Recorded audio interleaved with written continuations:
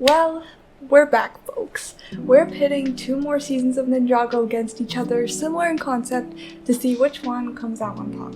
After having so much fun making my video comparing the 2 Go seasons of Ninjago, I thought it would be really fun to make this a type of video that becomes a series on my channel. If you guys enjoy this type of video, please let me know by liking, commenting, and sharing this video. It really helps me a lot and I really appreciate it. And I just love making these in-depth videos, and if you guys love it, I want to keep making them for you. So today we're going to be comparing Ninjago's 2 tournament seasons. The first season of Ninjago that was centered around a tournament was Season 4, Tournament of Elements, which premiered in 2015. It's one of the most well-liked seasons of the show, with a majority of the fan base citing it as their favorite. The second season we'll be looking at is Season 2, Part 2 of Ninjago's sequel show, Dragon's Rising, which premiered in 2024. When it came out, it garnered a lot of attention due to its reuse of the tournament concept and sparked comparisons to Season 4. I've always wanted to take a look at the 2 back to back, especially since I loved Season 2 Part 2 of Dragon's Rising so much. Today, I'll finally be comparing both of them in depth and seeing which one ultimately comes out on top.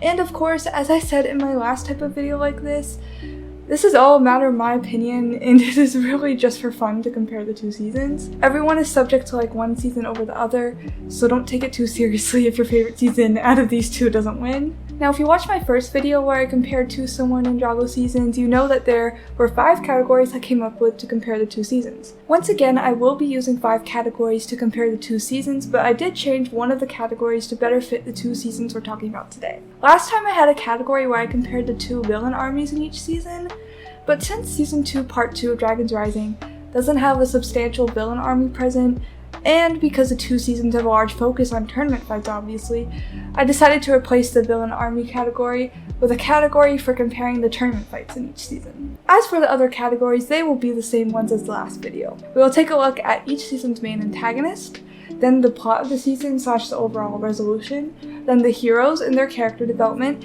and finally the season structure / overall enjoyment. So it's time to get into comparing the seasons. Season 4 Tournament of Elements versus Dragon's Rising Season 2 Part 2.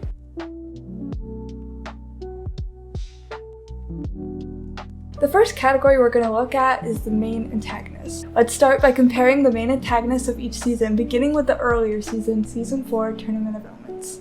Season 4's main antagonist is Master Chen. His backstory is really compelling, directly tying into the backstories of Garmadon and Wu, 2 prevalent characters in the series. This adds so much depth to the season, as he is a villain that plagued Ninjago and some of our main characters in the past, and now he is going up against Ninjago again and going after the current generation of ninja. In the past, Chen fueled the conflict of the Serpentine War, and because of this was banished to an island with his right-hand man, Klaus. While this is a cool plot point, when you think about it for more than a few minutes, you start to notice some plot holes. Like, how can Klaus be able to sail on a boat to go get the Elemental Masters in the first episode if he's banished to his island with Chen? He isn't supposed to live it, right? And also, Chen has like a whole Zeppelin and all the stuff that he has on the island. How did he get it if he's supposed to be banished there? Like, and also, how did he start a business from the island too? Did the business exist before he was banished? Or did he start it while he already moved there to cover up his crimes? It's just very convoluted when you really think about it for more than a few minutes. So yeah, Chen runs a noodle restaurant empire, and it's a thing, I guess. I think it was a good choice to use for him to cover up his crimes, but it isn't really anything extraordinary. It just supplies some humorous food jokes for Cole and is used as a plot device to keep the Elemental Masters who are eliminated from the tournament busy. It is also the reason for one of the coolest characters this season getting her character development nerfed at the end of the season, so there's that. Chen as a character comes off pretty intense in the first episode, sending the ninja a cryptic message and somehow convincing all of the Elemental Masters to come to the tournament. Not really sure why the others accepted the invitation, honestly. At least the ninja had some motivation wanting to rescue Zane, but what was theirs, just wanting to show off? I don't know. He also is portrayed in quite an intense way in his scene at the end of the episode when it's revealed that he has captured Zane. While he holds some of that intense energy going forward in the season, he is also a tacky and nutty villain with an eccentric flair that is much different than any other Ninjago villain seen up until this point in the show.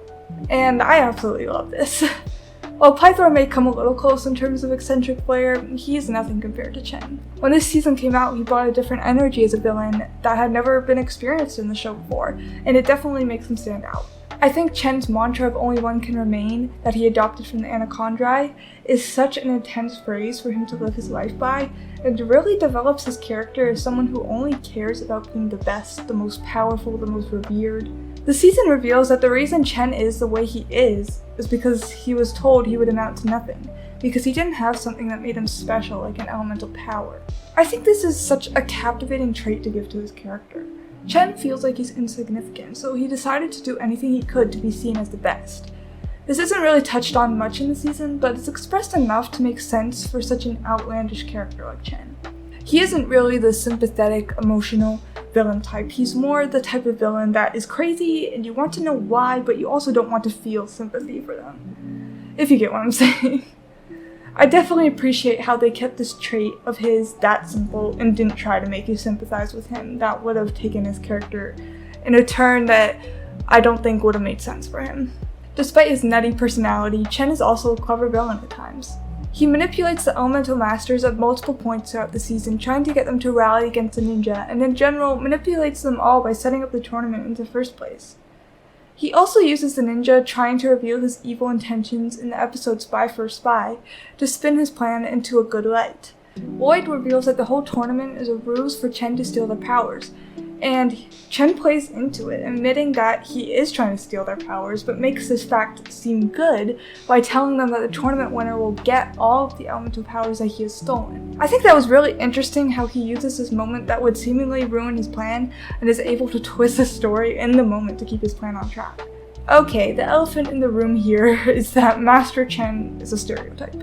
The show even points this out. I suppose this is about that culturally insensitive noodle baron and his ilk that are now anacondrae. It's kind of crazy to me that they would directly address this in the show and not just change it to not be culturally insensitive. There's definitely a way they could have written Chen's character without the culturally insensitive stereotypes, but unfortunately they didn't, and it kind of sours me on the character a bit.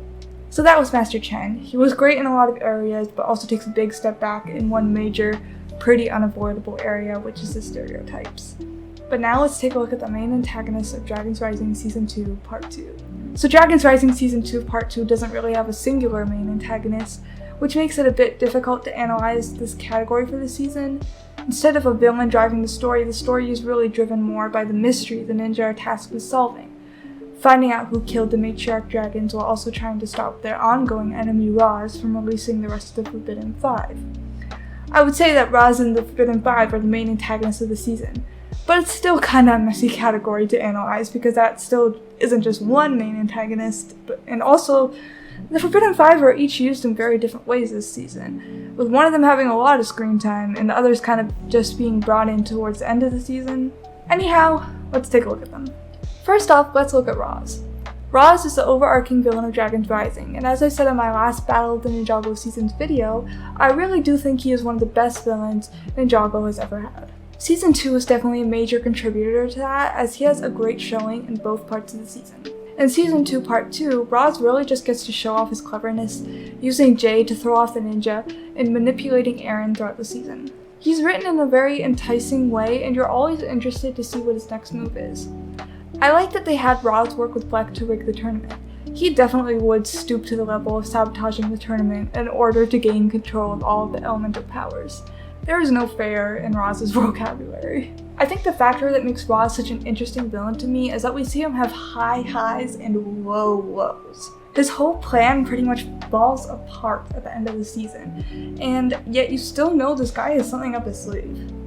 His whole plan falling apart somehow leads to him getting the upper hand once again in such a cool way in Season 3, and I think it was just great how they constructed this whole arc for Roz. Roz sets a great intimidating dynamic throughout the season, kind of warring over the ninja and waiting for his moment to come, only to have the rug pulled out from under him, but not in a way that is dissatisfying in the least. The scene I love is when he shows up in episode 3, shocking Lloyd. I just think that it's such a great scene, the way Roz taunts him and the way Lloyd reacts to him being at the tournament. Overall, when Roz is on screen, I'm never bored, and I think that's the mark of a good villain. Now let's talk about the Forbidden Five. The Forbidden Five member we follow for the majority of the season is Noct, who Roz released from the Nether Space at the end of Season 2 Part 1. His first scene this season is him training at the Shadow Dojo, fighting Cinder, and this scene immediately establishes him as such an intense and menacing villain. We are instantly reminded that the Forbidden Five are unquestionably villains, in every sense, who really want nothing to do with others, and that the only reason Noct doesn't leave Roz and his cronies behind is because Roz has restrained him with a shock device. In his first scene, Noct nearly completely obliterates Cinder until Roz activates the shock device. And this scene just shows how Noct will do anything to simply destroy everything and everyone he can. His line in this scene, "Everything is war," is so telling of his character, giving you everything you need to know about this guy's perspective, his personality, his dynamics. It's just such a great line. Noct had so much potential, man. Watching the season again just made me mourn his potential even more. Noct continues to make an excellent showing throughout the season, constantly using his annihilate everything attitude throughout every tournament fight, and expressing his disgust for everything, including his disgust for being affiliated with Roz. Even though Roz is an antagonist, Noct being disgusted at being associated with him somehow just makes you absolutely despise the guy even more. He's just a character that does not care about freaking anything except the ability to destroy everything. As for the other members of the Forbidden Five, we get to see quick glimpses of Zark, Trix, and Kerr trapped in the Nether Space. They are unaware of the fact that Kai and Bonzel are also there, and the suspense of wondering if they are going to catch them is present throughout the season. Kai and Bonzel are obviously frightened of them and are avoiding them at all costs. They are villains that come across as very intimidating, and it's pretty great. We don't really see them again until the season finale when they get released from the Nether Space and are just pretty much knocked out. So that makes them look pretty weak and stuff, but nevertheless, the season did set them up to be frightening villains, and that impression stays with you. Rox is an interesting case because she spends most of the season possessing another character, Jordana. We get to learn how she perceives things through the lens of a mystery person possessing Jordana.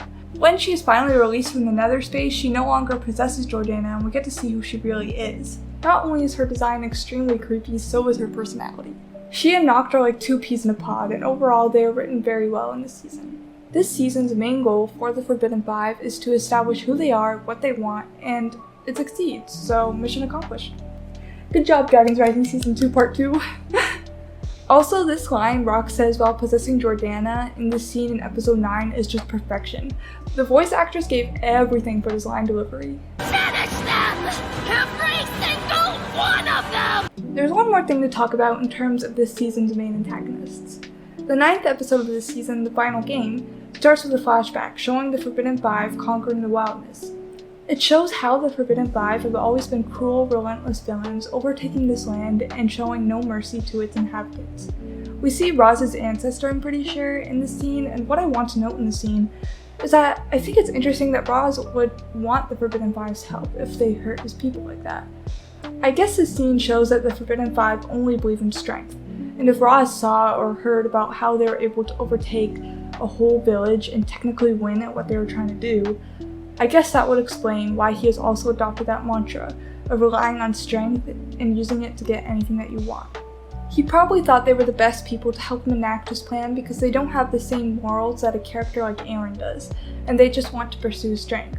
Roz wants to use them for that reason, but he also wants to maintain control, which is why he puts the shock device on Noct.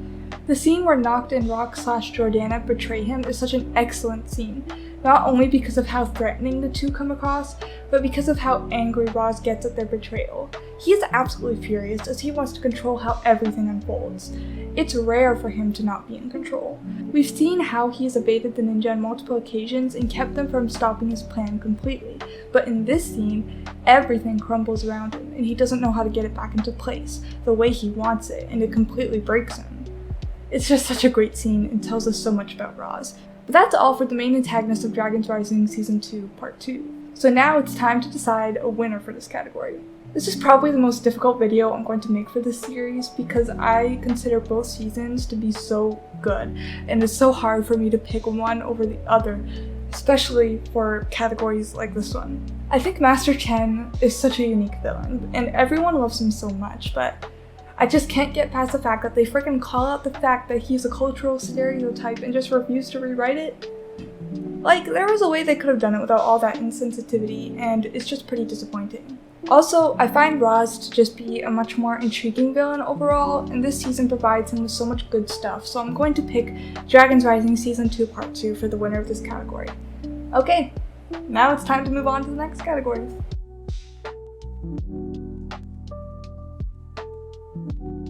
The next category we're going to look at is the plot of the season / the overall resolution.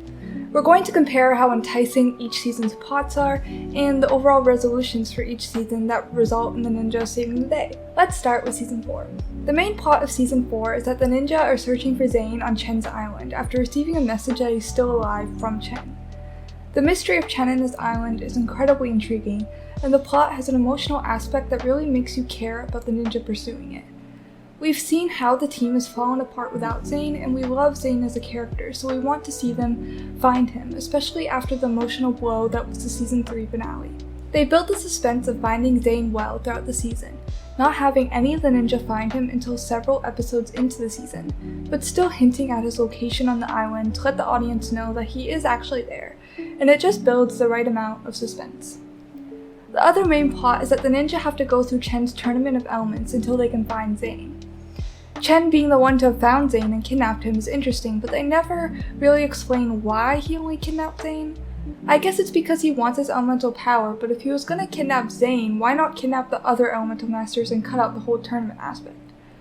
I guess that's kind of a plot hole. Anyway, Chen using a tournament to lure the elemental masters onto his island in order to steal their powers is an excellent plot point. A tournament is an exciting setup and gives the opportunity to introduce a multitude of new characters and build the world of Ninjago.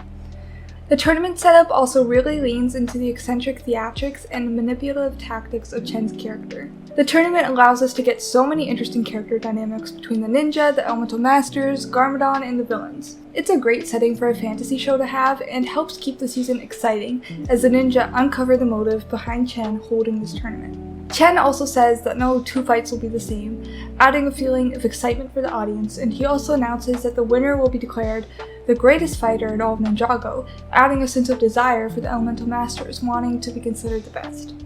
I think Season 4 really succeeds at having a lot of great plot points that bring out interesting twists and turns to the story.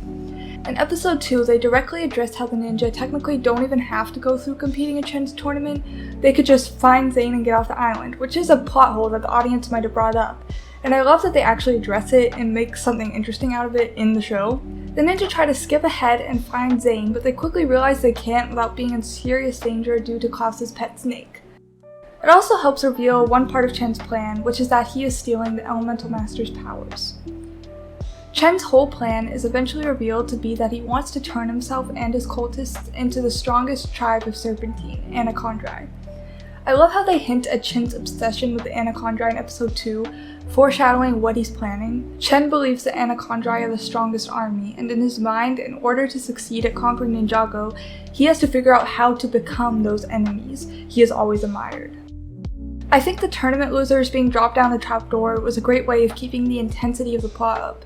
When it first happens, you have no clue where they're going, and as the season moves along, we see some of the main cast get dropped down the trapdoors as well, and it's just a good choice for eliminating characters from the tournament and keeping you in suspense about their fates. The season integrates Nia into the story by having her set out to find the ninja. She infiltrates the island and is able to find the spell Chen wants to use. She ends up getting used as a pawn in the tournament by Chen as well, and ultimately helps the ninja save the day. I think it was a great decision to also not make the ninja automatically liked by all of the other elemental masters. They needed to have tension not only to keep the plot going, but to keep intriguing character dynamics.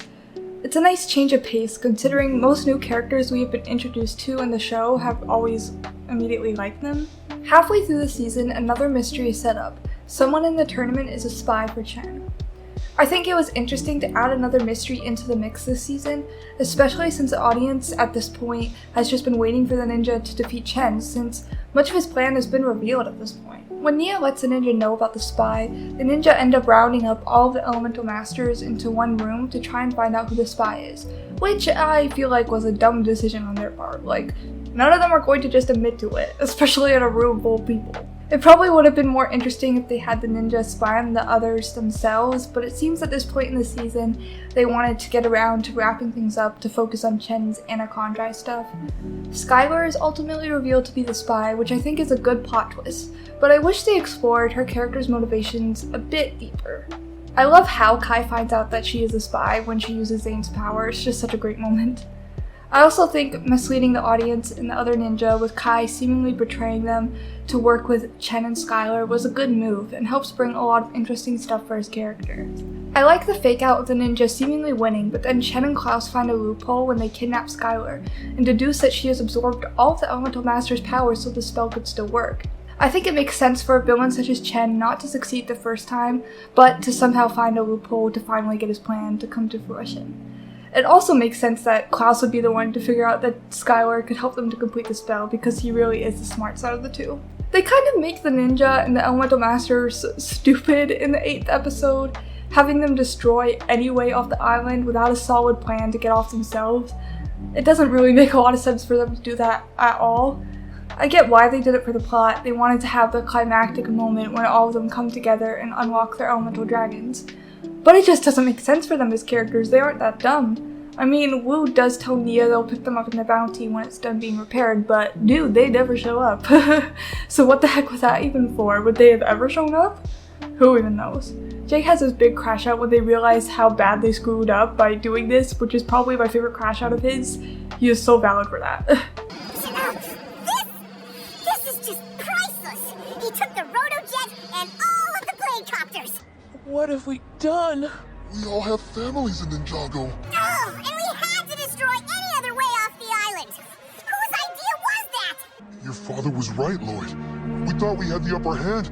Our guard was down and look what happened. Nobody listens to me! The characters unlocking their elemental dragons is an essential aspect to the ninja's success this season. It's the whole reason they're able to get off the island and fight Chen's army in the first place. The theme of unity is continuously emphasized throughout the season, and they end up unlocking their dragons by working together and finally uniting.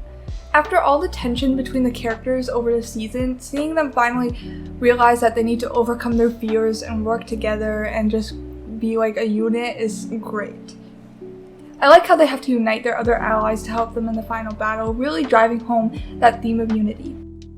I don't enjoy the hold the line plot of the battle that much. It's just not that interesting to me and doesn't bring anything particularly exciting. The villains end up being defeated by the Ghost Anachondri generals, proving them away anyway, which just seems sort of anticlimactic. The solution that wins the day is conflicting to me. The ninja released Pythor, the last living Anachondri, from jail to help them figure out the solution to defeating Chen. At first, Pythor doesn't know what to do, but after he's captured by Chen and his army, he ultimately ends up finding Klaus's spellbook and brings it to the ninja, showing them a spell that can rid of Chen and his army. He explains that the spell can send the fake Anachondri to the Curse Realm if the person who sent the past Anachondri there takes the place of the past Anachondri. This person turns out to be Garmadon. It's interesting, but my problem with it is that it honestly feels shoehorned in when you're watching the season and get to the last few episodes. It feels like a quick solution that was just rushed in to tie things up. I feel like if they revealed the whole spell like maybe an episode earlier, it wouldn't have felt so last minute, and it just would have went along more smoothly. And that also just goes for all the character beats that they do in tangent with this plot point that just don't get enough time to breathe. While they do foreshadow Garmadon being sent to the Cursed Realm with his fight against Klaus in the episode Day of the Dragon, I still find the spell being the solution to just feel like a last-minute fix. Just a pretty underwhelming ending to such a strong season.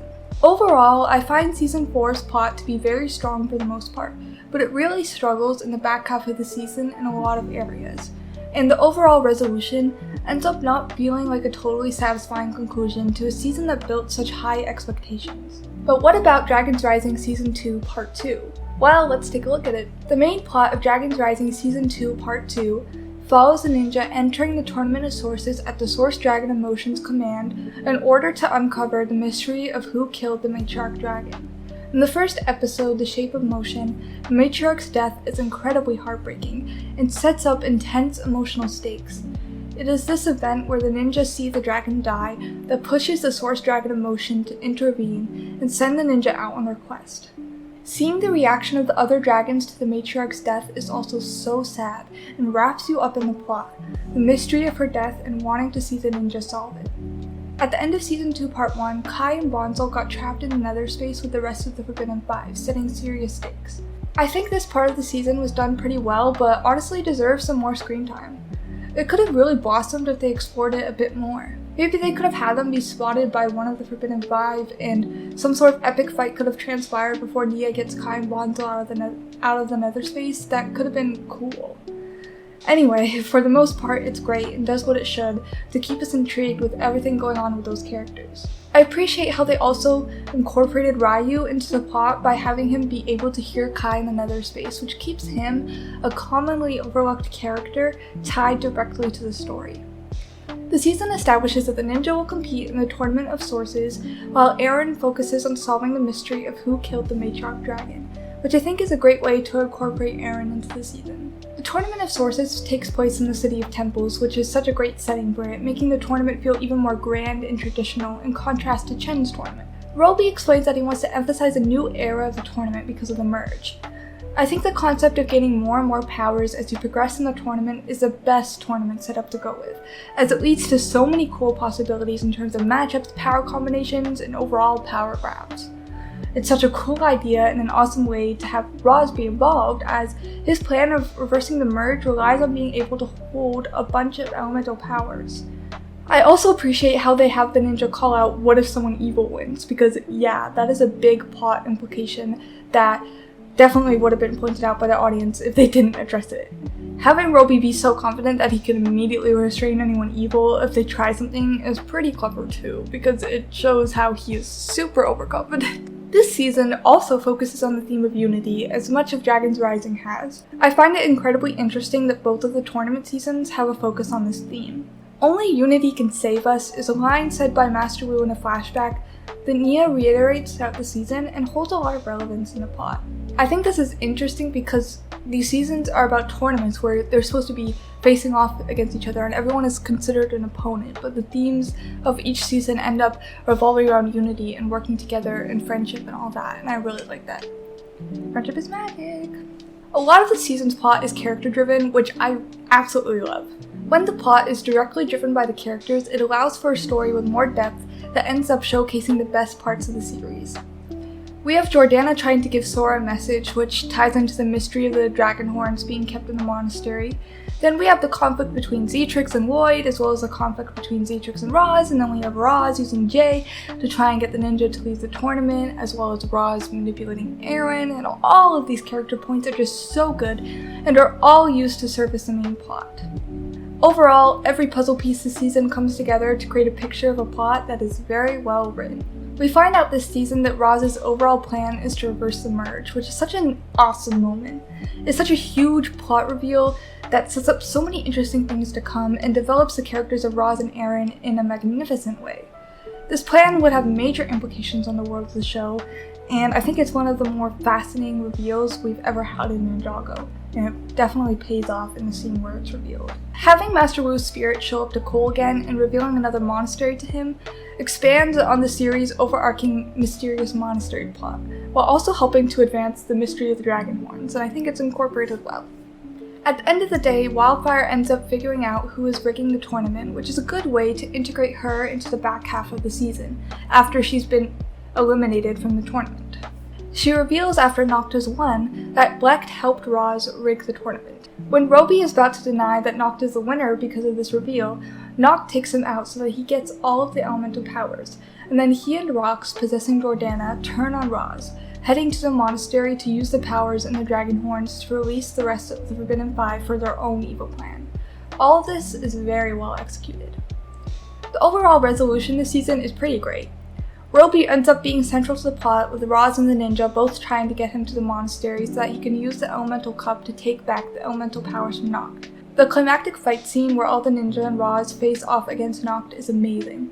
Every ninja gets their moment, and we get so many great character moments, especially that moment between Lloyd and Eren when Eren does full spin jutsu in front of Lloyd for the first time.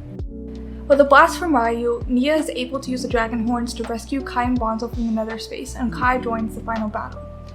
Eventually, Wildfire is able to get Roby to the monastery, and he takes the powers from Noct and returns them to their rightful elemental masters.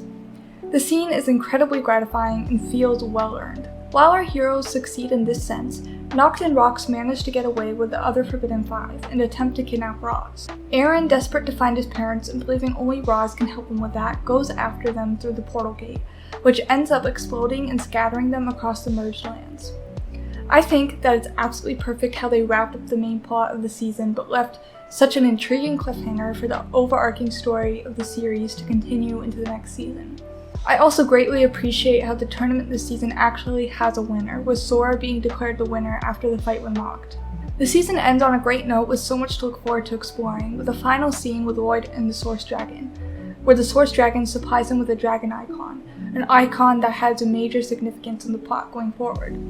And a scene with Aaron and Roz where Aaron declares that he only believes in Roz's ability to help him find his parents anymore.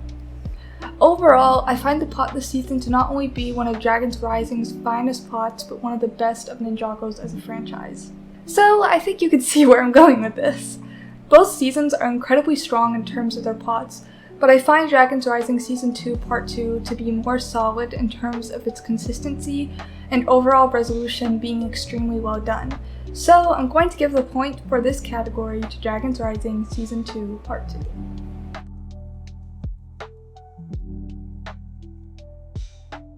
Okay, now let's get into the tournament fights. We're going to look at each season's fights that exclusively happen within the tournament, and basically just determine which season had the more interesting, exciting, impactful fights. Once again, let's start with Season 4. So the first fight in the Tournament of Elements involves every Elemental Master, and the objective of the fight is to find a Jade Blade and bring it back to Chen. Whoever comes back last without a Jade Blade is eliminated. I think the fight happening so spontaneously is really effective at kicking off the tournament with a lot of excitement. We get some really fun character interactions between the ninja and the new Elemental Masters we've just recently met, and it's just a really entertaining fight overall. It coming down to Kai and Karloff is kinda underwhelming because we already saw them fight in episode 1, although not in the context of the tournament. I feel like if they had just set up Kai and Karloff's beef in episode 1 and didn't have them fight until this fight, it would have been such a cooler moment. It's still a good moment, I just think it could have been better. So next up, we get a montage of the second, third, and fourth fights of the tournament. The montage is put together really well and shows off the elemental powers of all 6 fighters very effectively. We see Griffin vs. Gravis, Nero vs. Bolobo, and Kai vs. Ash, and each fight is exciting and intriguing in terms of exploring each fighter's powers. I appreciate the significant focus on fights between new elemental masters, giving us the chance to see different powers and having these characters get some spotlight. It's a nice attention to detail instead of focusing solely on the ninja throughout the tournament. The 5th fight in the tournament is Cole vs. Jay. Even though I don't like Cole and Jay's beef this season, I think this is a great fight. I think the setup of having the fight come out of nowhere because Chen wants the ninja out of the tournament is great, and seeing 2 of the ninja face off against each other is an exciting setup for a fight. The lead up to the fight builds the tension between Cole and Jay, as well as heightens the levels of anxiety within the ninja as a unit. The ninja try to dig deeper into Chen's plan to try and avoid the fight, but time runs out before they can get far enough to stop the fight. The fight between the 2 is well executed, and I like the moment where Cole and Jay finally realize how dumb their beef is and decide to work together. Chen ends up releasing the Kondrai Crushers to get Cole and Jay out of the tournament, because if they work together, it will completely throw off his tournament, and he will do anything to keep it going. Eventually, Cole sacrifices winning the fight, throwing Jay the Jade Blade at the last minute. It's such a good moment and extremely in character for Cole to give up winning to help his friends stay in the tournament. Especially after all of Jay's self-degrading remarks over the course of this episode, it's like Cole is recognizing Jay's insecurities and showing him that he doesn't want him to think of himself that way. By throwing him the Jade Blade, it's like Cole is telling Jay that he believes in him, not only to stay in the tournament as long as possible, but as a ninja, and I really like that moment. All of the fights incorporate the Jade Blades in a way, which I guess was a good way to promote the collectible items in the LEGO sets, but otherwise, since they have no magical abilities, it's just a cool item to use for the purpose of the tournament. The 6th fight is Skylar vs. Jacob. It's a classic one-on-one fight, which is cool to see. During this fight, we finally find out what Skylar's power is, which is an important plot point. I think the fight also shows off the powers of both competitors well, and Skylar comes off as super cool. The 7th fight is Lloyd versus Camille. This matchup involves the two of them having to roller skate, needing to cross as many laps as possible with their Jade Blade in hand. The event is called Thunderblade, which I low-key forgot when I was rewatching, and it made me giggle because it's a pretty cheesy name. This matchup is different than the string of one-on-one fights that have occurred over the last few episodes, as the other Elemental Masters still in the tournament are allowed to help either Lloyd or Camille. I like the setup of this fight, and the addition of the other Elemental Masters being able to affect the outcome is really great. I also really like how they use this setup to finally have the ninja reveal to the others that Chen is plotting something evil, so that they will help Lloyd stay in the tournament. They establish tension between the ninja and the rest of the Elemental Masters, that the ninja need to learn how to defuse in order to get an advantage over Chen. And this fight is what finally gets them to include the others. Chen, as one of his cronies, tried to rig the scoreboard, but Skylar uses her power to stop him. When the fight ends, it is presumed that Camille has won until it is revealed that she crossed her last lap without her blade, meaning that Lloyd has won. Chen still tries to disqualify Lloyd, claiming he cheated, but the other Elemental Masters stand up for him, a turning point in their relationship with the ninja, showing that when united, they can get an advantage over Chen. Camille ultimately ends up getting eliminated, and Lloyd remains in the tournament. It's a fun fight with a lot of goofy elements to it, but it plays a significant role in the plot, and is interesting enough to keep the audience's attention. The ninja and the rest of the Elemental Masters have a stronger relationship now, but unfortunately it doesn't last too long, as the next episode has Chen cause more tension between them all. In the next episode, it is revealed that the 8th fight of the tournament has happened off-screen, with Shade facing off against Tox, and Shade coming out on top. This is a fight that I would have really liked to see, especially considering Shade and Tox are two of my favorite Elemental Masters, and I think it's a shame that it happened off-screen. The main aspect of this episode is Nia revealing to the ninja that there's a spy among them, and for the rest of the episode there is not another tournament fight that occurs or is mentioned, which seems like a missed opportunity for an episode about a spy. They could have staged some cool fights around that. Anyway, there is only one more fight for the rest of the tournament, and it is basically a free-for-all kind of thing like the first fight. After Nia steals Klaus's spell from his spellbook, Chen uses Nia escaping onto the island to structure the fight, having the Elemental Masters do his dirty work for him, instructing them to catch Nia.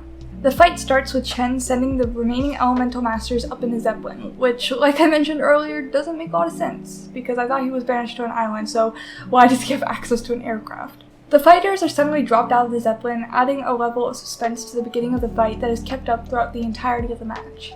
I think it was a great choice to have the last fight of the tournament so suspense-filled, as it keeps the final fight extremely exciting and ends the tournament on a high note. Chen uses this fight to slowly pick off the Elemental Masters one by one, declaring their time in the tournament is over, and capturing them so as to steal their powers all at once in order to cast a spell. We get an iconic scene where Klaus fights Jay trying to capture him, and we also get the pivotal scene where Kai discovers that Skylar is a spy when she uses Zane's power. The fight ends with all of the Elemental Masters getting captured except for Lloyd. I think this is a great final fight for the tournament, but I do wish this tournament got a real winner. Instead, the last fight is just used to wrap up the tournament as quickly as possible, not having a legit winner, which kinda sucks. Anyway, those are all the fights for Season 4's tournament. There were 9 fights overall, and most of them were really great. But now let's look at the fights in the Tournament of Sources. The first fight for this tournament is between Zane and Zer. It's a one-on-one fight, simple and straightforward. This fight shows off Zer's incredibly cool power, but overall, I find the fight to be too short and has quite an underwhelming ending. Not to sound harsh, but them trying to justify Zane's loss is low-key pathetic. Although the fight does set up the tournament being rigged, I just find they make Zane come across as pitiful, and our Ice Boy doesn't deserve that. He says the fight was noble, and I'm sorry Zane, but nah, that wasn't noble. If your ice was melting too fast, that just means it was melting too fast. Ain't nothing noble about that, my guy. Anyway, on to the second fight, which is a vast improvement from the first one, which I think is pretty funny since this fight happens immediately after that first one. But this is probably one of the best fights and scenes in Dragon's Rising overall, Jay versus Nia. It's well choreographed and has a super emotional aspect to it that is incredibly impactful to both the story and the character development of our two fighters. The objective of this fight is to grab the blade at the top of the tower structure, which I think is a pretty cool setup.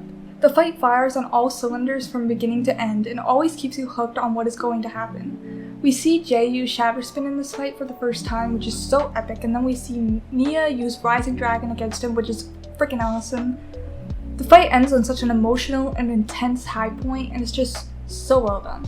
This fight is a driving force for so many plot points. not only moving Jay's story forward, a character we haven't seen in a long while, but Nia's as well, and revealing to Eren that Jay is Agent Walker, affecting the plot of Eren searching for his parents. I think Nia winning this fight makes complete sense. I love how they set her up as super confident before she finds out her opponent is Jay, and then we get to see her completely taken off guard for a majority of the fight, until she gets herself together like we know her to do, and ends up winning the fight to the delight of the ninja and the crowd, but to her own dismay as she has lost the love of her life.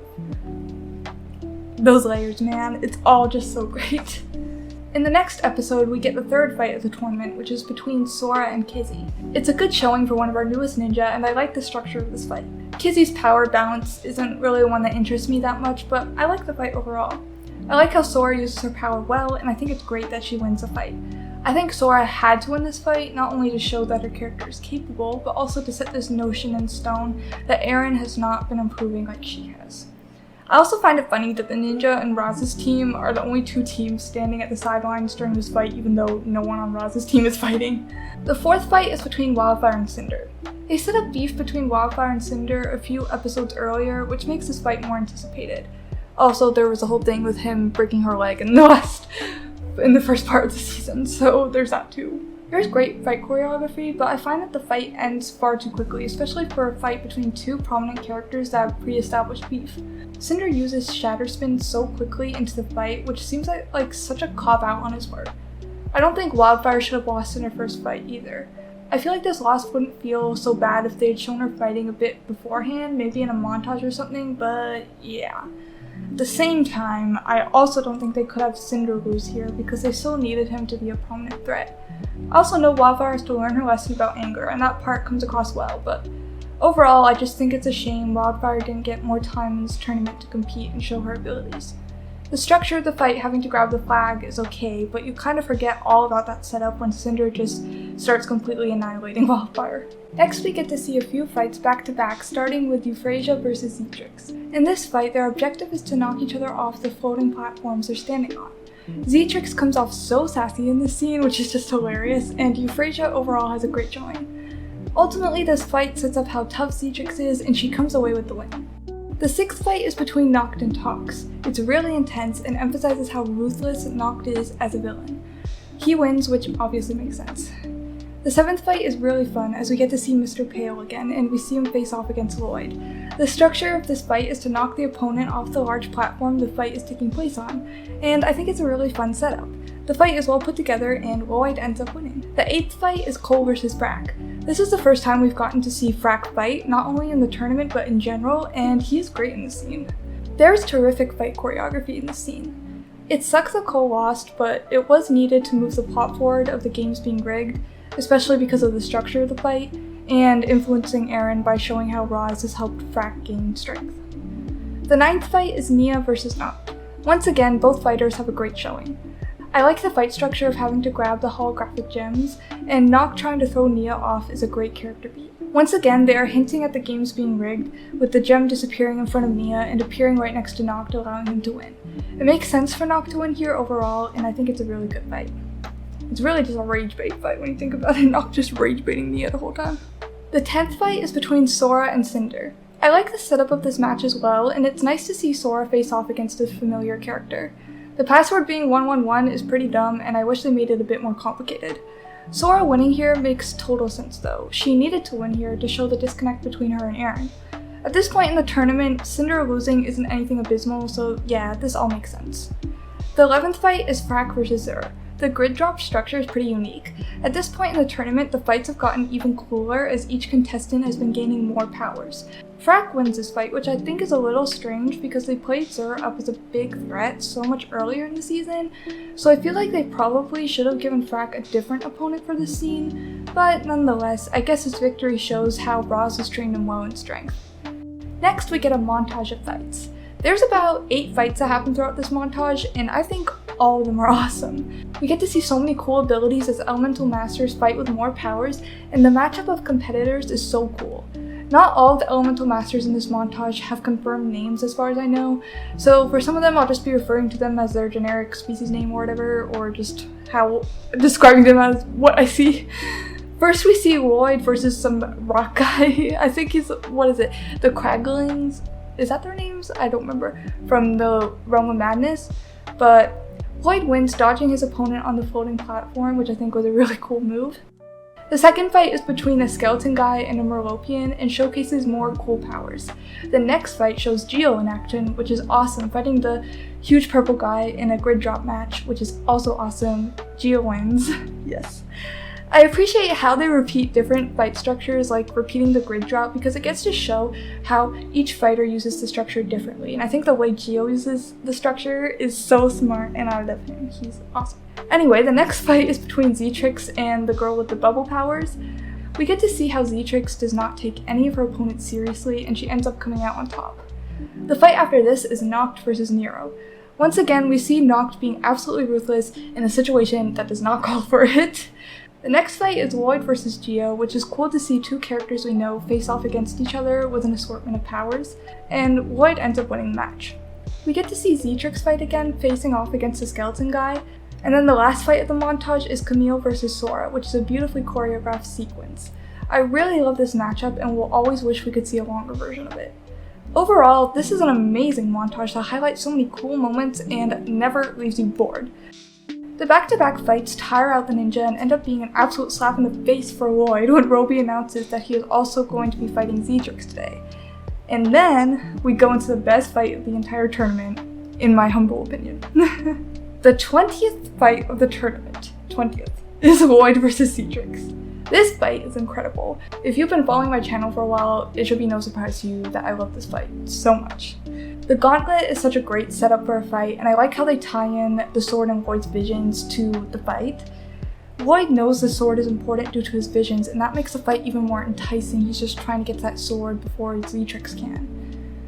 Lloyd is struggling with anxiety over fighting Zetrix, and that emotional addition to the fight makes this fight even more interesting.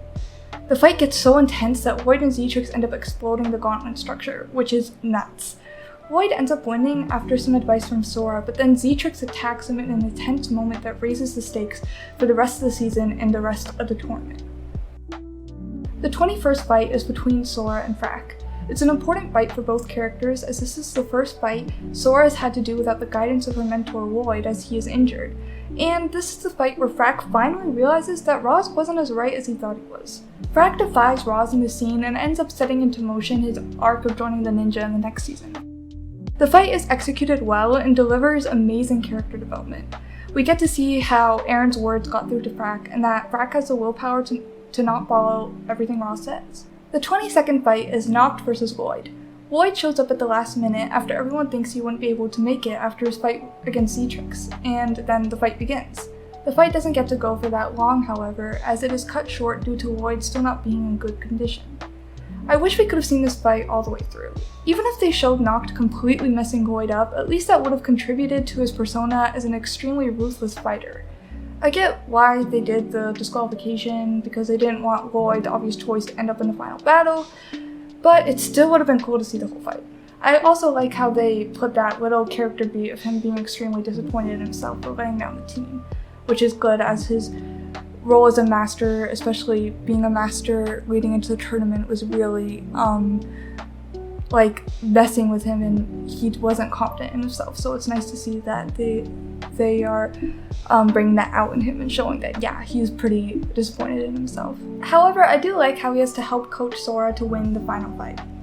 I think redirecting his arc to focus more on him being a master does end up being a good choice overall, especially since we get to see some great character moments from this between not only him and Sora, but him and Aaron. We've arrived at the 23rd and final fight between Noct and Sora. It is a simple one-on-one, which I think was a good choice to round out the tournament, especially since one-on-one was how the tournament began. The fight is intense, especially with the plot stakes, and I appreciate how it goes for a good amount of time. I really like seeing one of our newest ninja face off against Noct and get a chance to show off her skills in the most important fight of the tournament.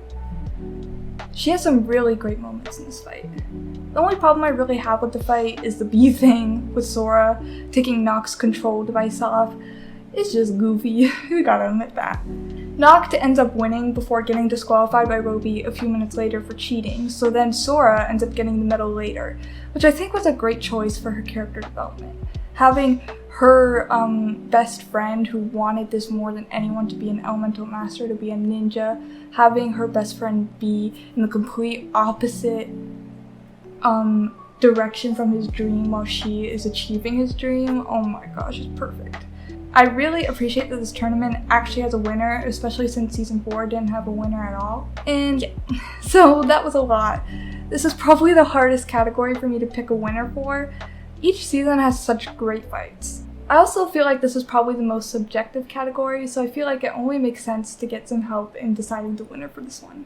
Hello everyone. Okay, so I was having trouble picking the winner of this category because I think both seasons have really great fights. So I thought I would bring in outside opinions from my 2 little siblings. Say hi. Hello. So they're gonna watch every single fight from each season, and then at the end they'll each say which one they thought was their favorite, and then after that we will have a winner. So first we will start with season 4, which only has 9 fights, but a lot of long ones. So are you guys ready? Yeah. Yep. Okay. Master Chen. It's a goofy run. The Romeo and Juliet. This is the season I remember the most. Yeah, because we watched it so much because of the snacks. This is the first one I introduced you guys to. I hate this part. Bonobo. Why'd they make Jay fight naked? Ew. For all the girls that watch Ninjago who love Jay, you know. That doesn't happen. Or the guy. Who's thirsting over Jay? A lot of people do. Yeah. Okay, he's my favorite, but I'm not thirsting over him. Me Ew. personally, Zayn is better. Were they just standing there that whole time? Yes. Hurry up, Lloyd. Wow, they all just fell on their faces.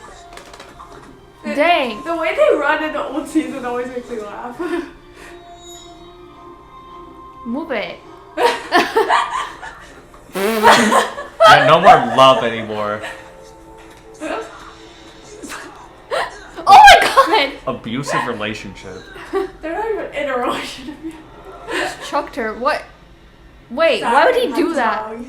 Why would he do that? Then she just won. Yeah, exactly. He's not using his brain, or is he doing it on purpose? I think he's just being stupid. Oh, okay. Cole is so mean in this. Casual. Once we got the easiest thing.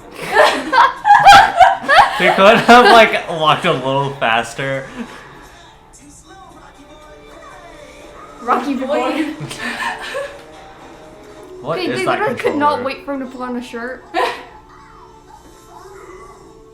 The Lobo is an iPad baby. What? So he's naked?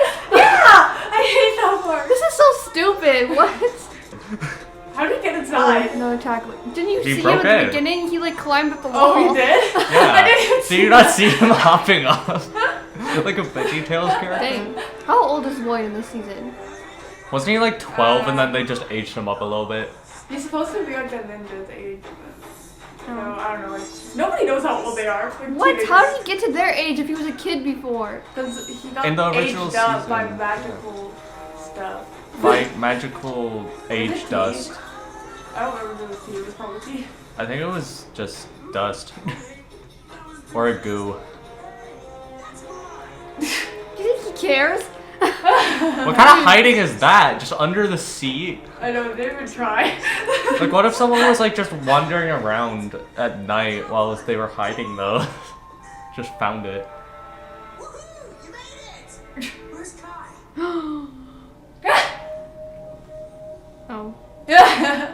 Only one chained blade remaining. Oh no. Just light him on fire. What's his power? I know. It's a kid show. They wouldn't light him on fire. Kai gets lit on fire in one of these episodes. Oh yeah. Remember when he goes down with the parachute and he went into lava? Oh yeah. I mean, I guess that's not fire. Like, but that's like in a joking way. The way she was saying it would be murder.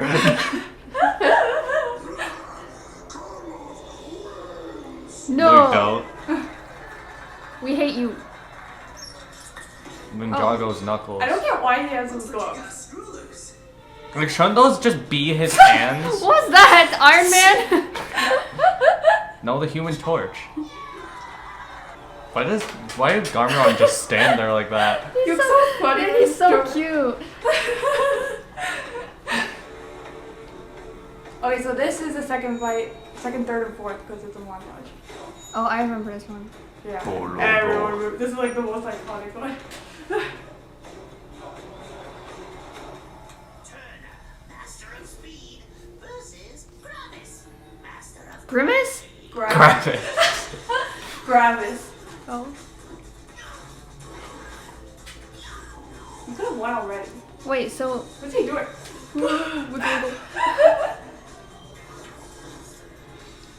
Neuro, Master of Mind versus Mind isn't an element. Bonobo! Look at stupid little beard. Nero isn't an element. Mind isn't an element. Yeah, they just make up stuff. So, what is his power with the mind thing? He can read people's minds. Oh, so he knows what they're gonna do. Yeah. Wow. Go, Bonobo. Go, Queso. Come on.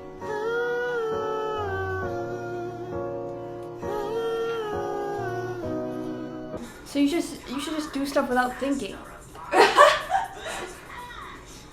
Ugly. Why does he look like? I don't know how to describe it. Like Looks weird. He's always throwing me off. like George Clooney type vibe. Oh my No, gosh, yeah. I wasn't thinking George Clooney. I was thinking, what was it? What was his stupid name? The guy who plays Ghost Rider in live action. Nicolas Cage. Yeah. Oh yeah, kind of. He's a, Huh? he plays the 'cause of Spider-Man the noir smart- too. Yeah, I know that. Okay, This is- this is Shrek. It's a Razzie shirt. Anytime I see a bridge like that. Oh no. Well, that girl in the Spider-Man. back is slaying. You see her outfit? The purple one? Yeah. Yeah. She's so slay. I don't remember like any of the And the other green one, elemental too. masters' Huh? names. You don't remember any of their names. Most of theirs are just like so like Basic. generic. Yeah, like just go through off their powers. So Bonobo is like poison ivy. Pretty much. But he looks like Queso. So if he kisses them, will he poison them? What, you want to test it? No, Want to kiss Bonobo? not really. Dude, I don't understand how Griffin didn't win yet. He's so fast. Like, just run past him. Honestly, any of them could have won easily if he just ran up the tree, grabbed it, or if Gravis used gravity to grab it. Yeah, Yeah. exactly. Like, they're both so stupid. They're wasting their time. What's he doing? I don't remember that part. He just drags on the fight. That was stupid. Oh my god, she's gonna die. Oh dang. Oh, she's cute. What the? You did not need to do that. He knew air jutsu before them. Wasn't he the first to Use use it your though? power. What do you think he's doing? Lloyd is not elevated. Why is it that when Bonobo comes on screen, they play that creepy music? Yeah, the music is Just intense. Why do you look so cute? Oh, but I lost. No. Go to the noodle factory. No, but oh. See, he could have done that Hey! from the start. Okay, but where did that bag come from?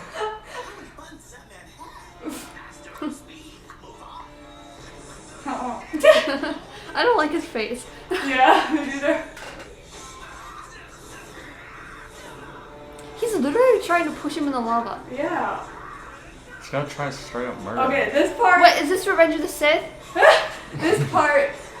Like physics do not exist here. Yeah, what? How are they floating? And how did both land on the rocks? Look at that. What? What? How did his punch cause momentum that fast? It is pretty cool though. It is cool, but like... Oh, and he looks so tough when he landed. Loser. Ah. Bye, Ash. never to be seen again. Nobody liked him anyways. Wasn't that the rebooted suit on the card? I think so. Because they don't have sleeves in this. Oh, yeah, it just goes to the next fight. Oh dang! Why are they beefing so bad? Oh, it's because of Nia. Yeah. Oh my god, get over it. Stupid Nia beef. God. I thought you said eat dirt, Baby Bell.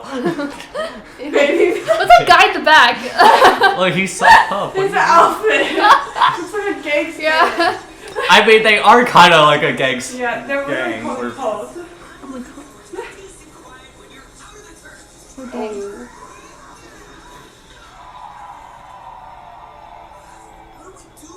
Yeah. Oh no. You're not my enemy. Chen is. No. Jay, you're such an idiot. He didn't do anything. You didn't do anything. It was all Nia. Wait, this is such a good scene. Shut up.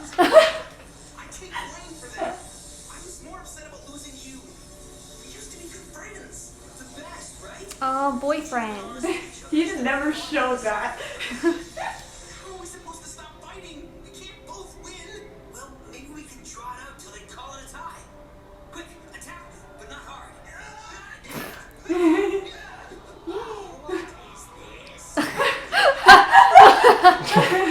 How did he perfectly land that? Oh, What the heck? okay. He's like, let me just kill them with these cars with blades on them. How rich is Chen to do all of this? Yeah, how did he even get all this stuff if he was banished to this island? Yeah, how did he get, like, the engineers to make these, the architects for all the structure, and these random dudes that make those goofy sounds? Oh, Dang. Solo. Okay, like, he would just be dead. He fried him. Oh my gosh, Jay, lay off. Bros. I know what you are trying to do. Neither of you will win, then both of you will lose. Oh, Oh dang. Okay. Backfire. that reminds me of Fall Guys.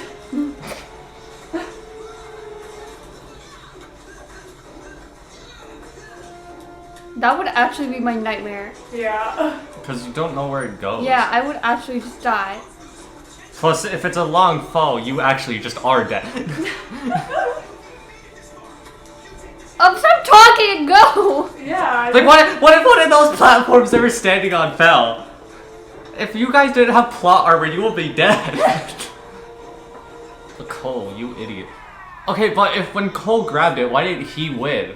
Yeah. Because don't you have to grab it to win? Well, I guess Carla had it. And then Kaiju did. Chen giving him time to say his words. That was a really good fight. Why am I just noticing now that Chen's purple thing is a snake? Now she has a goofy little outfit. Oh my gosh. I can't. What does sound do? Echolocation. He's so short, just punt him. Jacob Disco didn't stew. deserve to lose. So He's blind? Yeah. You didn't know that? That's why he uses sound. Oh. Don't feel bad for it. She's gonna spear him! Yeah. Loki should just try to pierce through him. Master of Sound's gotten stronger since the last time Why does he sound like Qui-Gon? When did he meet him? He does. I know it's not him, but... Why do all these like dude elemental masters have weird beards? Because they're special. Disco Stew as elemental master. Man, this is her Cheese Whiz outfit. So ugly. Her honey mustard outfit. Don't step on her feet. You had so much space to not step on their toes, but you just decided to do it anyways. Maybe we should be sitting together. I mean, the more they think Okay, this is kind of talking. Just yapping. It's Lloyd's goofy haircut. He sounds like the he sounds like the vegetable from the Christmas Veggie Toast movie. I knew you were gonna say that. He does kind of sound. Ew, why did they do that? Wait, huh? Skylar, because they don't know that she's Amber. So they saw her using fire. And he was like, oh. Okay. I remember that. I remember now, yeah. Whoa. Wait, how does he see that? What the heck? Okay, so out of all the pots in the room, you couldn't just smash Wait, the but one isn't it black rigged? one. Is it rigged for her to win? Probably. I don't know if they ever 'Cause talk about that. Okay, well, there's one black pot, This and reminds all the me of other ones were VeggieTales too. blue, and they put her with the blind one. So I obviously think he it's wasn't gonna rigged. see I think it's the rigged. one black pot that she could have broken and got the Jade Blade. Okay, there's only 2 more fights for this season. There's another fight that they say happened, but they don't actually show it. So, yeah. Queen. Also, might I add, why do all the other Jade Blades not have the little tassel thing? We ran out of tassels. Oh, it's an emote. My favorite. Yeah, Shade. Where's he been this whole time? He was there. He's just a background He character. just didn't get to do it. Goofy Yeah. helmets. They don't like you.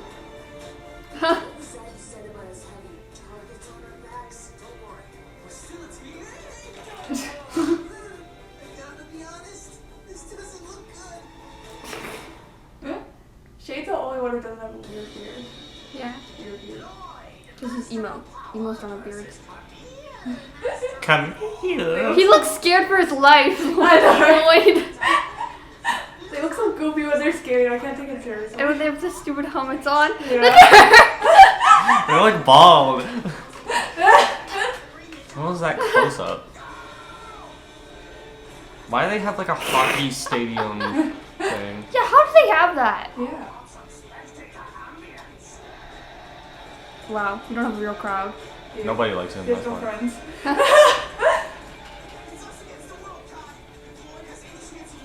Us against the world. That's like something you say to like your boyfriend. Yeah.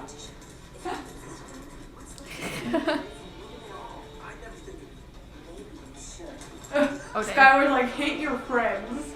Turn your back on them. You should listen to me because I'm your crush. Come on, emo. Oh my gosh, there's too much happening. My brain can't keep up with it. Jay and Kai look so bald right now. You know, Sorry. Jay could have had an advantage because he did the mother-son skate off. Yeah. Kai, you just took him out and you're telling him to use his power? Yeah. Like you just made him almost wipe out. Dang. Yeah. Figure it out.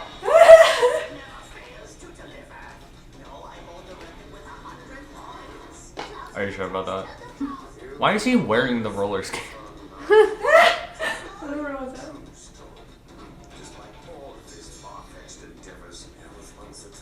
Ew. Just What kidding. What is this? Yeah, what? They're exes. Why is everyone so gay in this season? Why is he so close to him? Ew. He's jealous because he left her for his saga. Yeah. But also, Governor stole Wu's girl, so. They laughing at. Yeah. They're basically slaves and they're Wait. laughing. Oh. Oh, Queen. That is so iconic. Like Mystique. Yeah. Yeah. Sure, Shut I can down. do that. Strength is back. Yeah, emo, listen to Oh, her. no. Ew. Oh, dang. What's his power? Excuse me, isn't that cheating? Shadow. Oh, Yeah. Why is he moving like that? dang. Invisible guy's out. Invisible man. Dang.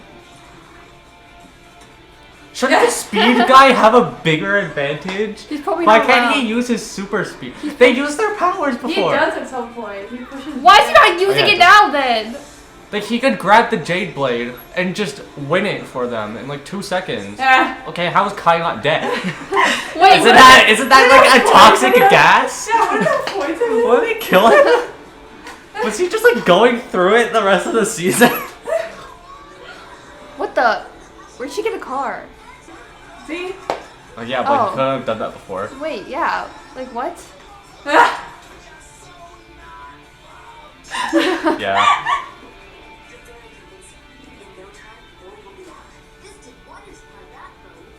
They say wonders over What? How old is he? He's back pain? He said he had a bad back because his chest made them sleep on like bad bed. Oh. No, leave her alone. Dang, she did like a somersault. And then went head first into the car. That was funny. Jay is just so taunting her. Yeah. Okay, old Jay was such a rage baiter. Yeah. Right? Oh dang. All the slow-mos are so funny. I know they did it so much in the early seasons. They would do a slow-mo like every episode. I should have Oh known you better. no! I should have known you wouldn't turn on your friends. Yeah, like what? And like one green What's her guy that you logic? treat like your son. Louis been there was good.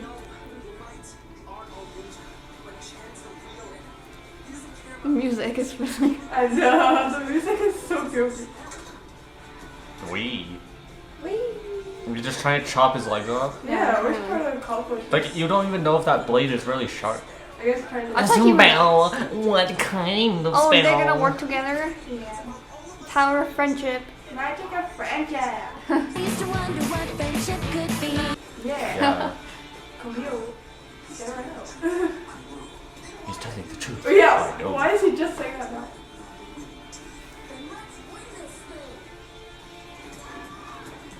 Oh Okay. dang, she's ruining everything. You did not Why need to she do is that. like that? She did not need to do She's that. still slick.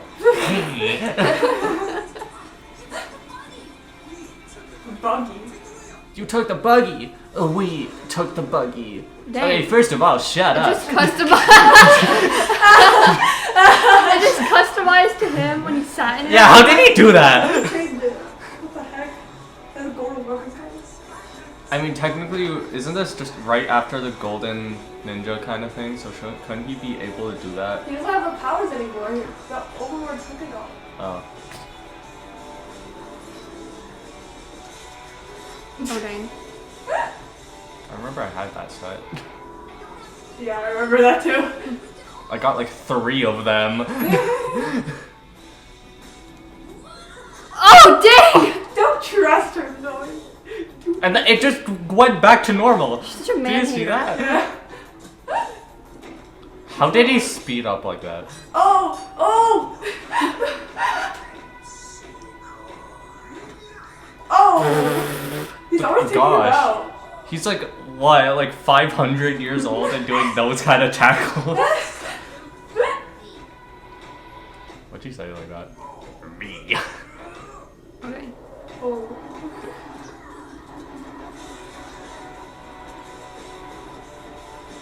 Wow, it's intense music. You should like add the Shaq. They're all just like dying back there. Yeah. You should add like Shaq boogieing to this music later. What? Okay. How'd she get up so fast? Yeah.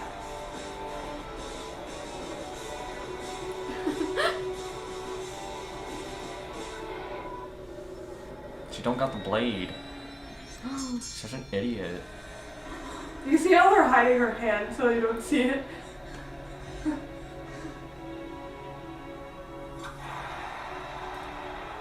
I should do that. Ooh. Well, even though she was being irritating, I'm sad. Yeah. Yeah. She's too iconic. 106 points. What? Okay, it's the last fight. That's What's that goatee? Doctor Strange looking.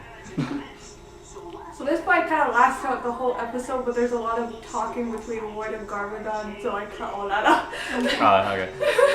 It just mostly included the fighting part. I don't know if they're gonna do it. Yeah. Yeah, with her bob. Her Dora the We can never Explorer not is bring up her bomb. bob. Fat bob. Her hair is so much better now in the new season. Yeah. Same with Kai's. She won't stand a chance. We have to find her before anyone else does. This shot is so goofy. When they put it on their mask. don't know why I did it.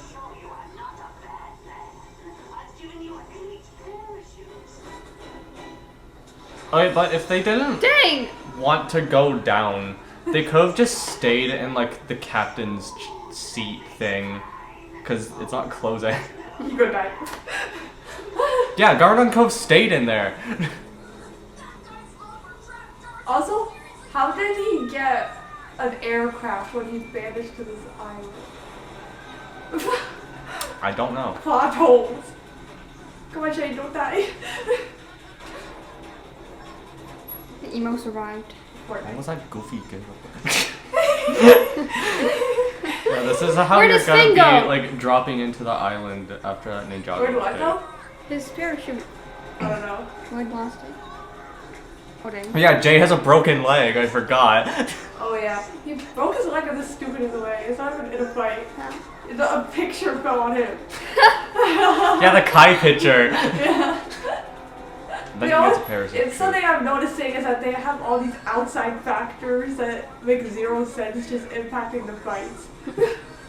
Like Jay breaking his leg for no reason by having a Come on, Invisible Man! Oh my god. Actually, his name is Mr. Pale. I don't care. I don't like him. Oh, The way they swing around. I like Kai's suit a lot this season. Yeah, It looks like Lightning McQueen. his is Oh the my gosh, best. yeah. Now you're making me not like something. Oh no. Hold on to it together. Yeah, put one arm to it and then the other one put the other arm to it. That only built for one. So You rad. can hear the old Garmadon coming out there. It'll be fine. Yeah. That- It would have been funny if they just cut from that, like back then, like go to I the gotta ad do the break, cut and you out. just think that he I died. know. Floyd Master of Tricks. There was a clip on YouTube where they labeled it Floyd Master of Tricks. Floyd. It's like, is it Floyd? I really like that shot with the dragon. This Run, Nia, run! isn't good. Here. What is he doing? His eyes.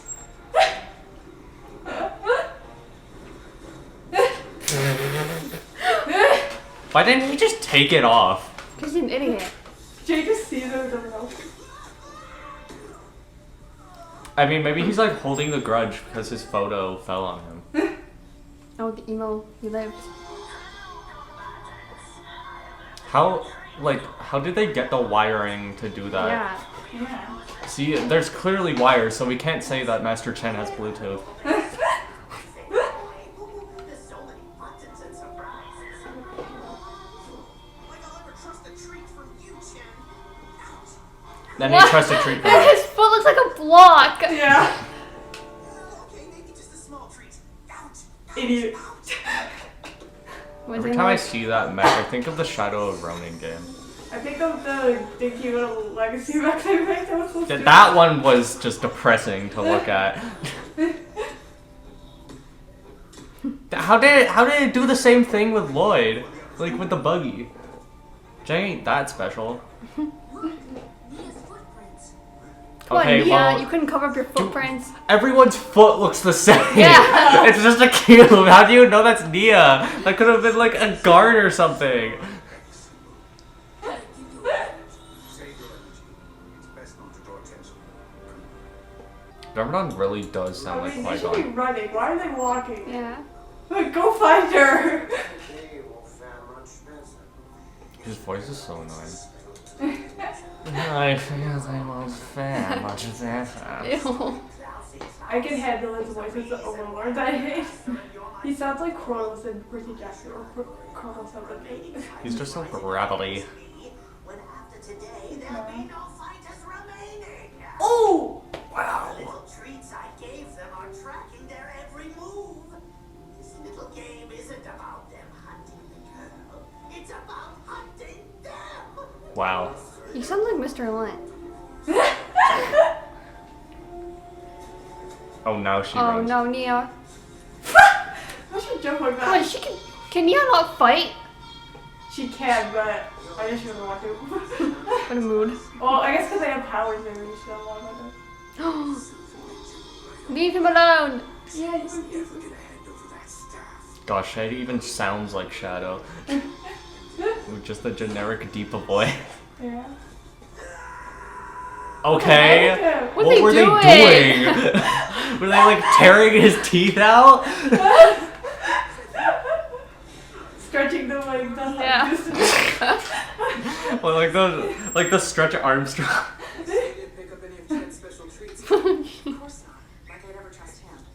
Okay, I think this is the only talk Yeah. we are including because it's important. It's rigged because she didn't take a trap. And it's her daddy. Yeah. Daddy. Daddy. Help me. Daddy, yes, Daddy. Yes, Daddy. Daddy! Make it go away! Make it go away, Daddy! Daddy! Where have you been? I've been getting away with it time and time again. Take him away, he's boring. Why was his cape so flowy? Where did he get like that voluptuous flowy cape on that poopy island?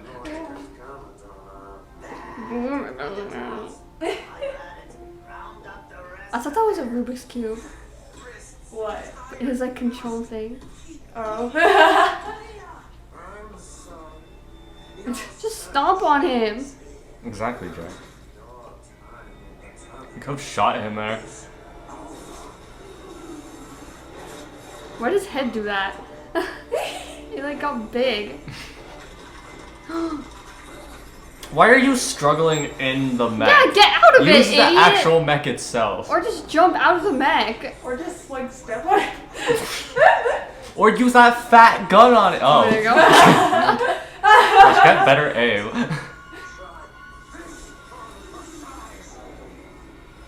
Okay, why does that rock just have a joint in it? Yeah. Rock monster. Rock water. Whoa. Okay, why is she wasting time Yeah, carving? she's taking Exactly. the time to carve it. Oh my goodness. If it was that close to, why was she doing it? Because Jay just saw her for some rules.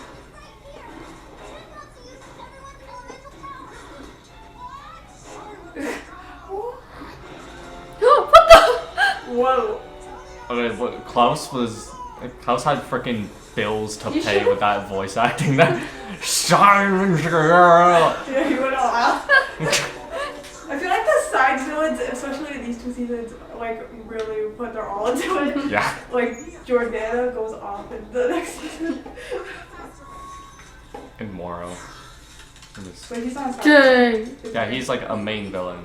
She's Elsa. Yeah. No, Zane's Elsa. She's stealing it. When did Ninjago start? Was it before Frozen? Yeah. Fine. It was 2011. You're working for Chen. Wasn't it actually 2009? Chen's your father? Oh! Was that like when the like production started? Okay, no, we're talking about when the episodes actually started airing. Dang. Betrayal. Did she say yes father or yes dad? I hate that line. Why would she tell him that? He could have done something. Now I use the power so just tell him this.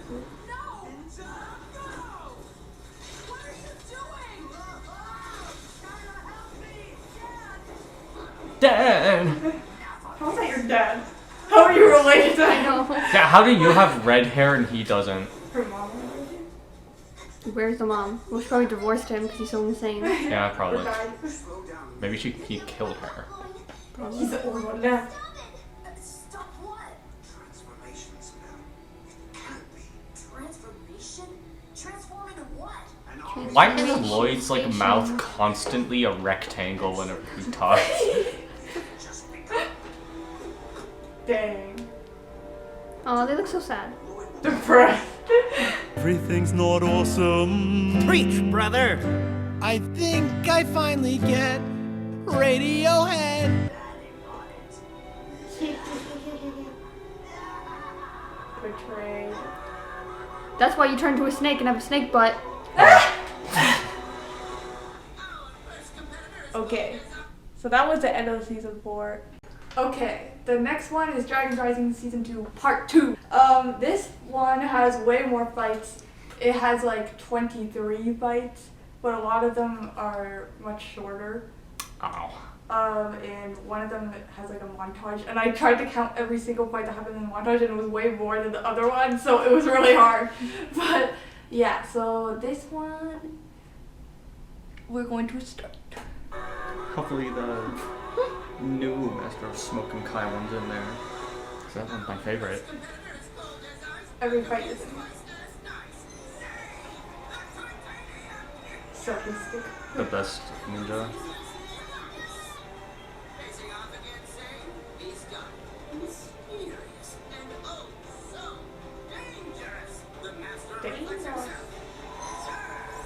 What the frick are you? What's that? Zer.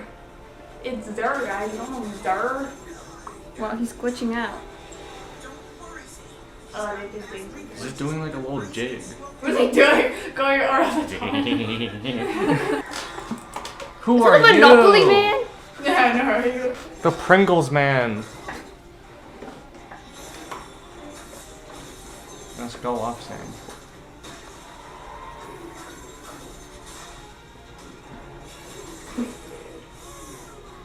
Wildfire. Oh. Wait, what is his power again? Like super speed? I forget what he said. It's like Vanellope from Wreck-It Ralph, like all glitching out. Wait, I probably wrote it down. Wait, he won? How? He knocked him out of the Knocked him arena. out, I guess. I hate it. I think he say lose immediately. So stupid. What are they doing? Oh yeah, they take the powers and they give it to each person, so yeah, he's quitting. I don't know what I'm saying. Yeah, they get the powers to keep going. Wait, so now he has no power. Yeah, but they get him angry. Okay. I forget what his power is. I forget. Their So this outfits is like- look like fish. Like the scales. So this is like a Tournament of Elements Part 2. Yeah, that's why I'm comparing them. Oh. Reflex, that's what I thought it was. Reflex? The frick kind of... That isn't even an element! That's just a natural ability! Huh? That's Nia? Yeah. She looks like a lesbian. This haircut. Maybe she is. Oh my god. Oh, Jay. Wait, have you seen this before again? Rogue. I've seen clips of Is this. it Evil Jay? Yeah. Okay, I think I remember that, but I haven't seen the whole season. His memory loss. I'm pretty sure the scales on their costume are supposed to represent, like, dragon scales. Oh, Yeah, I'm stupid. I called her fish. Yes, the fish ninja. Fish rising. Fishies, right? Oh! You fake. Jay could never forget Mia or any of us. Is that some kind of fake Jay? Loser to J League. We don't know what happened to Jay after he disappeared in the merge. Statement not obvious. I don't like that dialogue. Chima Furry. man. Oh, okay. I always remember when you called him cute in our ranking video. You're like, Because oh, he is cute. He's like the most evil of them all. So ugly. The glorious blinged out dagger. Is that what he said? Yeah. Blinged out. Dang. Okay, but Jisoo is kind of cool though. I thought Aaron was Darren. Jay just starts beating her up. Like she's just talking. He could have done something. Be up a girl, Jay? Yeah. You don't Yeah, he's hear? evil. Why isn't the mouse going like? Focus on the dagger. Yeah. Oh, they all got their. Forget that you're fighting the love of your life. Are you a terrible ninja?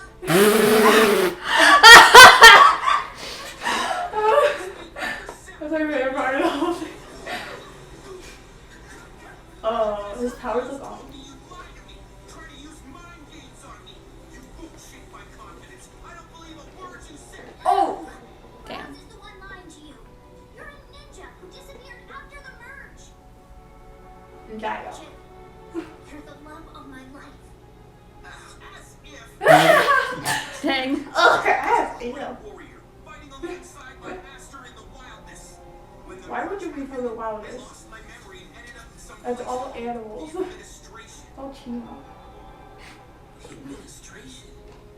Jay is Agent Walker? No kidding, Aaron. Idiot. Goofy name. Jay Walker.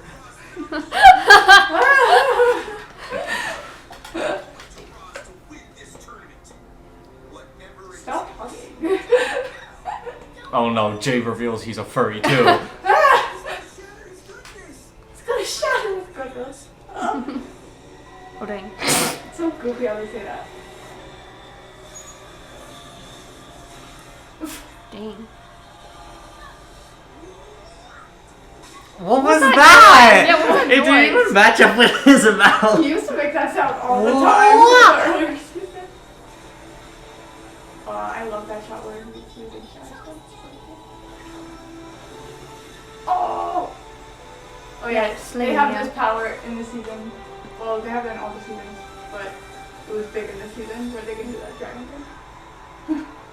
I don't know. I'm flat my head. Super smart and good-looking ninja here saying rising dragon technique would be epic. Yeah. Why did she get the most interesting armor though? Yeah. Come on, yo. Oh, I love this shot. It's so good. They're playing real life Jenga. Oh yeah, this is Wait, that really sounds cool. stupid Those because are good. Jenga is real. Yeah, she won. Girl power. Girl power. Now give her lightning. Calamar.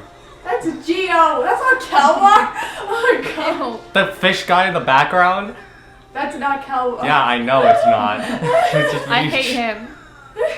Well, Pringles man. Yoink. Uh-huh.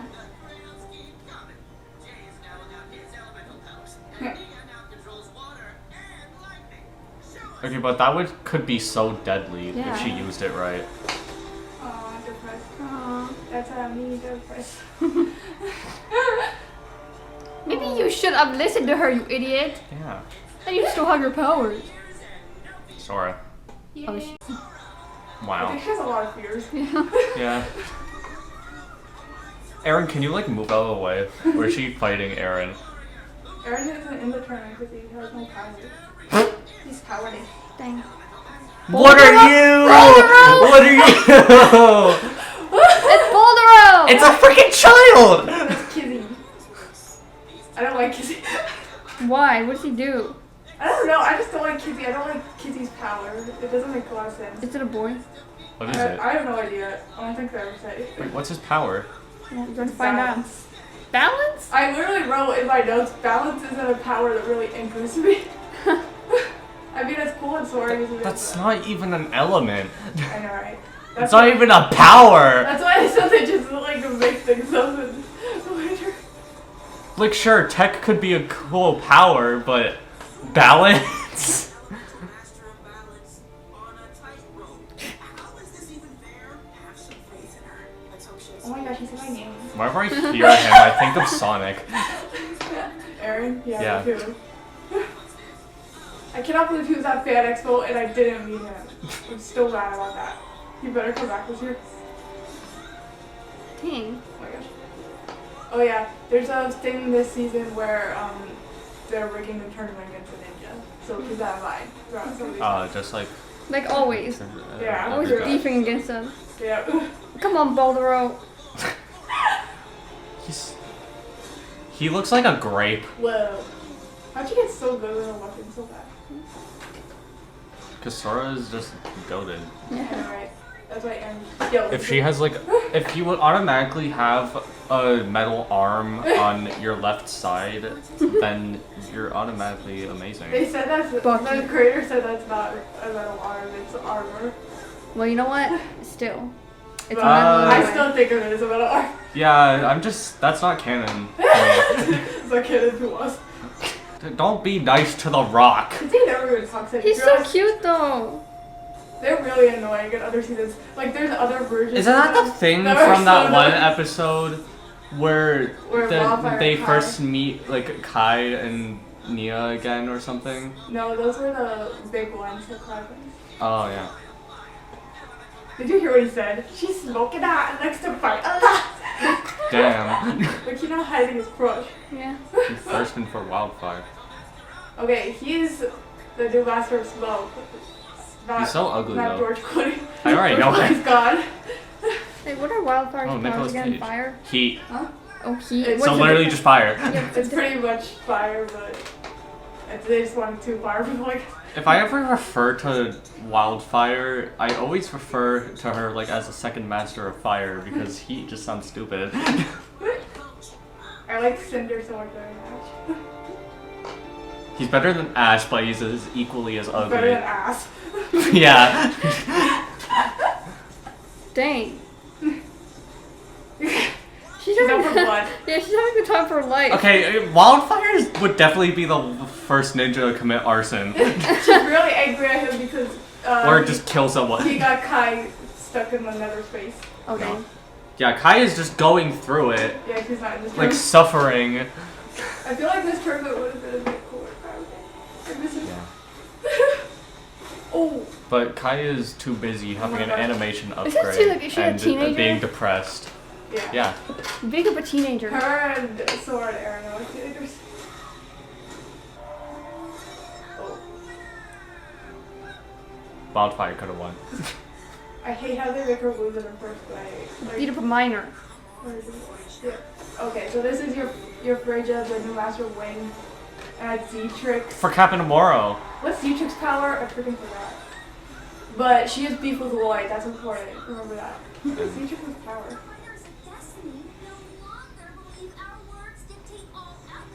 Okay, but why is her Shockwave. suit kind of cool? Yeah, she has And then she's fighting a Karen.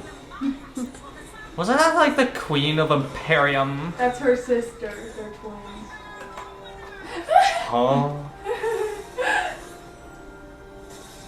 Excuse me? You know what she could have done? She could have used the power of wind to suck the air out of her lung. What is that mohawk? That's Tox, remember? She has gotten a downgrade. Yeah, what happened to her hair? God. I don't know why they changed her hair. Who are you? And why are you kind of I still cool? love him. Him? Yeah. It's not. He's Forbidden 5 before they nerfed him. Oh. He sucks so bad in season 3. This is when he's good. Who are these Ninjago Iron He Men? was disqualified for what? Being too good. I guess he just beat her up so much he gets to continue. Okay, Lloyd versus... Mr. Pale. Why would they bring him back? No one wants to Oh, see I've seen a him. clip of this. His ugly face. Why are those NPCs? Literally, those two are the same girls. What was that person with the samurai helmet? Whoa. Ow! When was he able to do that? He literally said, where did you learn to do that? You got a lot of catching up to do, buddy. I can't look at him without thinking of the Hotel Transylvania one. Yeah. Where I don't know, they- you know, Dusty. Where'd the sand come from? Dirt on the floor. Yeah, those planks are just so dusty. Lego Logan Paul. Oh, wait. So he has Lloyd the can- power of invisibility. Oh my god. You're so ugly. Weird beard. Oh my gosh, I used to be my profile like going like this.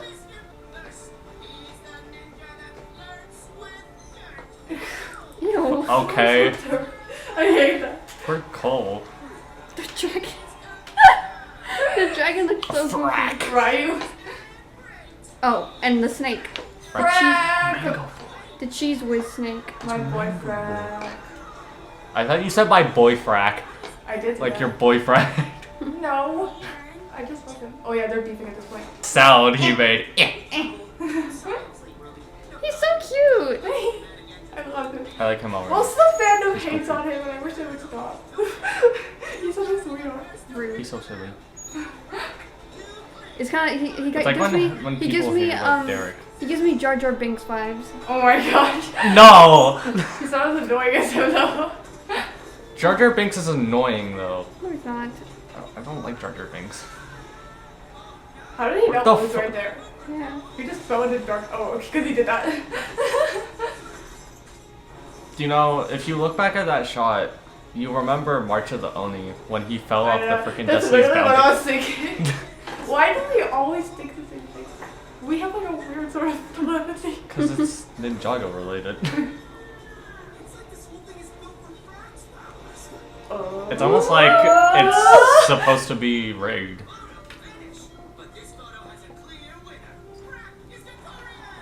What kind of Okay, name's Frack does though? not deserve the power. He looks like an orange.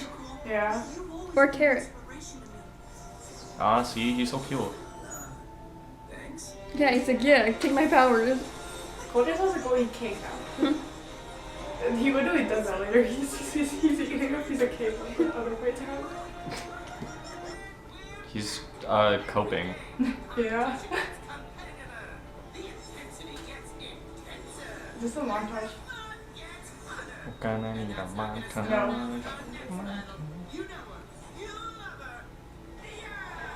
Again? Yeah, she's still in front of him. She beat Jay. She beat him up. Oh my gosh, Pringles man. Oh, he's kind of ugly though. Yeah. I mean, he's cool, but he's kind of ugly. Okay, actually, I kind of like her design. I know I said she looks like a lesbian, but that wasn't an insult. Yeah. I like her hair. He's giving me Darth Do Vader they have vibes. minifigures of her? Yeah. Of course they do. It's Ninjago. Well, Mia's just going through emotional abuse throughout this whole season.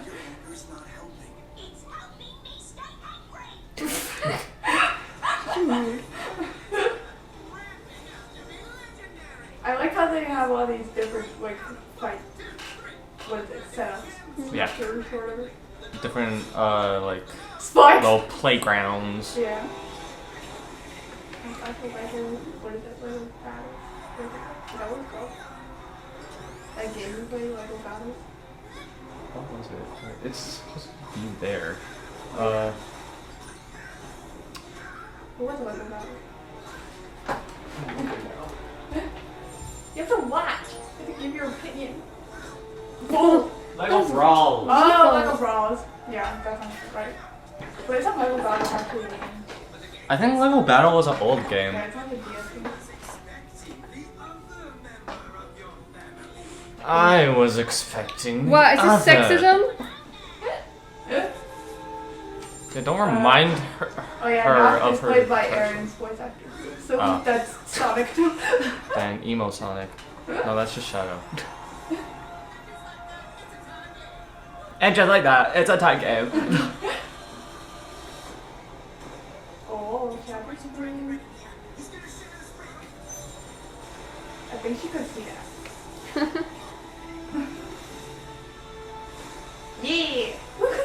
When Lloyd said that, it reminded me of, I think, season 7, the Skybound season, when Captain Soto says, "Oh, it's Jay, the blue pajama man, the one who says everything obvious." Oh my god. Oh my gosh, I love the way they do the fight. Like, the fight choreography is so cool. They did not need to go that hard for a Lego show. I know.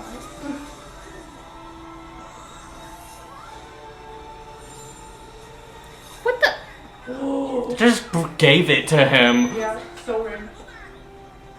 Cole looks so bad.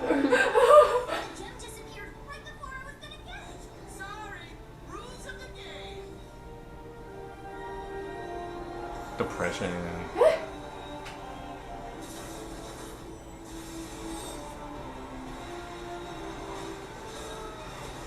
Oh, you're a next.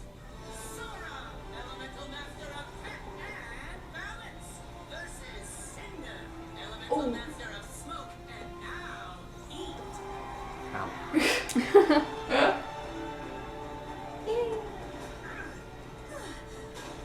I've been waiting for a rematch since the wildness. Girl. What? Yeah, why'd you enunciate girl like that? He sounds like Sonic Prime Shadow. I forget who plays him. Might be the same guy.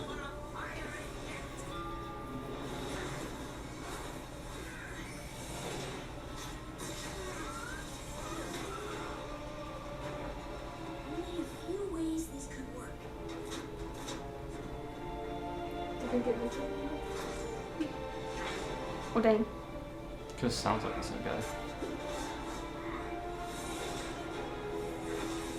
Whoa. She sounds like Rainbow Dash. Yeah. Well, he has to do a little puzzle.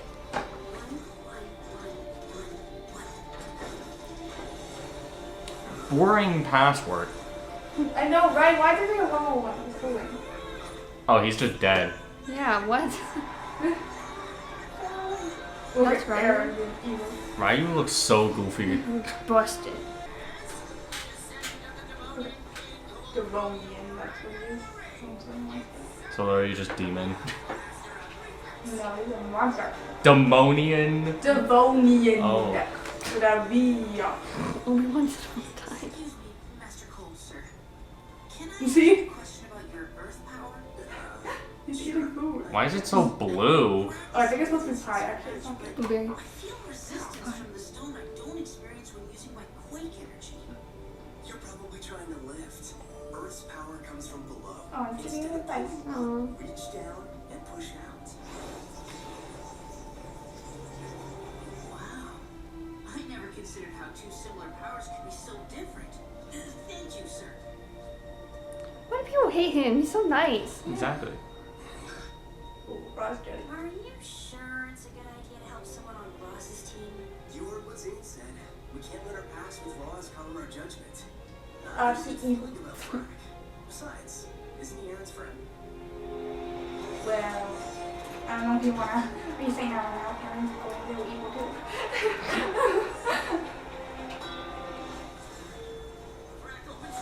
This also reminds me of Fall Guys.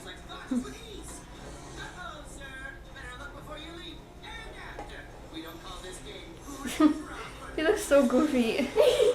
So ugly.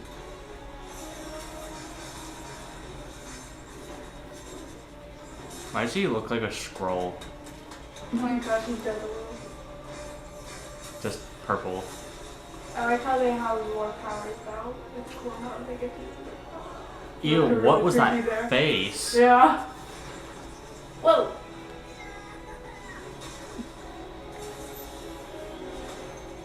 You know, someone was definitely a furry on the Ninjago team. Just look at that. Oh look my at just God. look at Frack and Raz. Raz. Raz, whatever. Isn't Roz? No, Raz is the girl from Monster. Yeah, I was about to say, isn't Roz that freaking green thing? I'm watching you, Wazowski. I want that hair. Yeah, I liked her hair. What hairpiece? Okay, here's a montage. There's like so many parts happen. What rock. are you? Pay attention, there's a bunch of cool moments. He's my favorite. Should add the South Oh, Park the guy old with the Monopoly montage guy. song. Oh dang. Death. That's not fair. Oh, a lizard. Whoa! Ew. Just kicked him. What the heck? Go on, Gio. No, he's like, yeah, I don't know. Why are his powers a rainbow? That's actually really smart. Yeah. Okay. He is. Oh. Oh, really? Wait, really? Well, they apply it very heavily. Nero, what the frick? Yeah, This is like that's why it's Narcissa so crazy Malfoy too. hair. I know it. Noctis just wasting all of them. Yeah. Leave them alone. What's that Naruto run? How dare? Okay, he could have grabbed that so His much face faster. is like with Bart's face and goes like. Yeah. Like this. Did you put that picture into? I'm not gonna remember. You guys just sent me a picture. I'll probably remember. Look, come Why? on. No, her Icon! hands look She's so back. lemony. Slay. Okay. Lemon She Sora. was as well. But she's fine. But I love seeing Camille and Thor Yeah. fight because they're so fun. Karen. That was. A lot. At least it's over. Don't say that. Information about fighting Citrix today was. If it's armor, then why does she only have it on one side of her arm? I don't know. Well, To be Jay edgy. had it for the Fangpire, so. Yeah, but he also had a sleeve on the other side. True. Well, But he you just could wants still to kill them. you could still hack through a normal sleeve. Wait, what? Elemental Master of Life? Yeah. I think that's gonna be a thing in the next season. She's the Elemental Master of Life. Why doesn't he just take their life away? Okay, this is this is an important fight. Because White has a vision that Dietrich's like knock him out or something. So he's scared. The sword from my vision. Yes. Didn't you say that one? You could have implied that with your expression. Well, technically it's for kids, so I they know, want to be but like. it annoys me. I know. At this point, I don't even think kids watch Ninjago. They do, because I worked at a camp and they were always talking about it. And I was just thinking, I know so much more about this show than all these kids are talking about.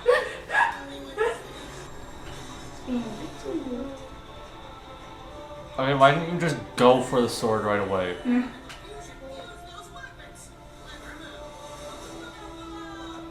Another boulder rope. A fat one. Yeah, that's a huge one. Baby. Ant-Man. Zing.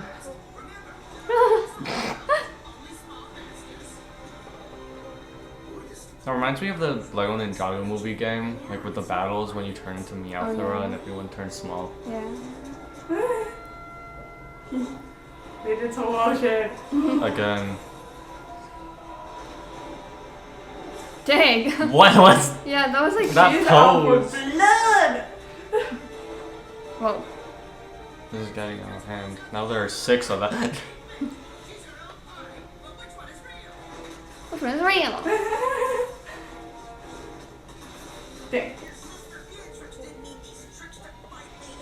Why does he sound like that? He's rage baiting too. Gotcha. Slap! Slap in the face with a shield. He's gonna get the sword. Grab it. Alright. Do it. Oh, Lloyd, you You idiot. could have You broken idiot. this one. Yeah.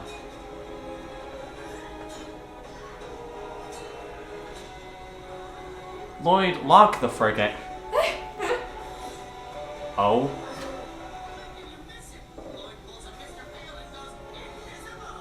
Invisible. You know, Lloyd, you could have. Why? You could have gone for the sword.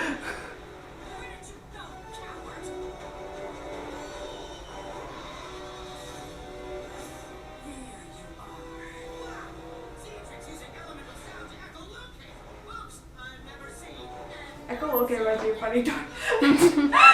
What's echolocation? Well, Bailey's head is supposed to put out a call, and the echo helps him find objects far away.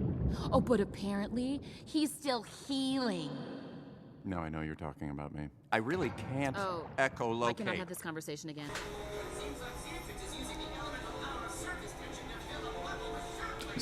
What? It's the elemental power of surface tension. Yeah. Such as I don't know. Whoa. Okay, they really just made that one up.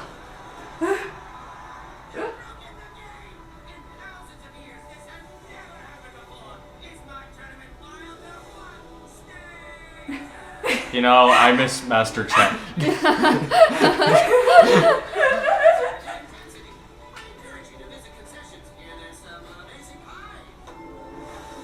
A quick little fix.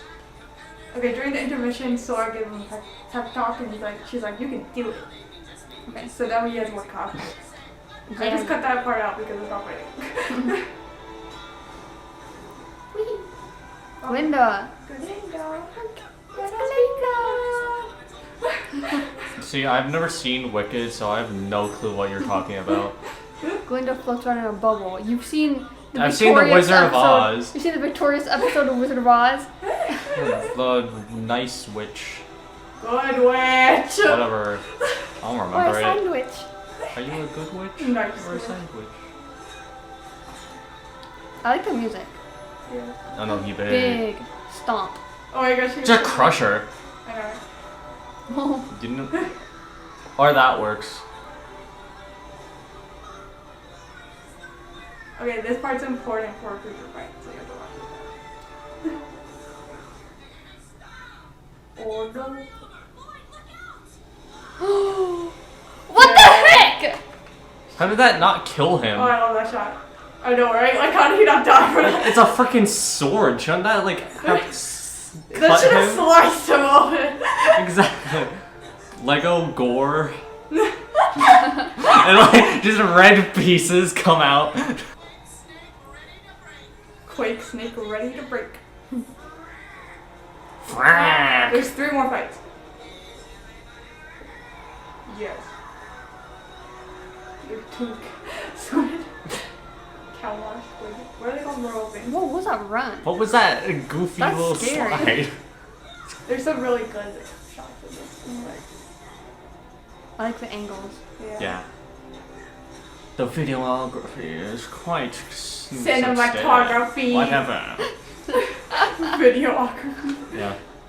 Is that even a word? I'm pretty I don't know where I heard that from. It was either some kind of joke from a show or like a meme. Oh my gosh. She's master of tech. She gives us pictures. Why doesn't she use her tech power? Ew! I love that! I love that shot. Oh my gosh. Why doesn't she use her tech power to like destroy his platform? Yeah. And then just let him fall? I don't know. They're doing a lot of progress.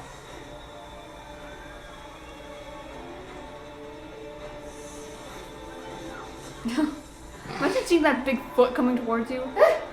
Why are her feet yellow? She's lemon It's 'cause meringue. she's using balance. Oh. So Lemon and I meringue guess it's like a swirl. visual representation. Like, Frack, don't do it! No, Freck is a double furry.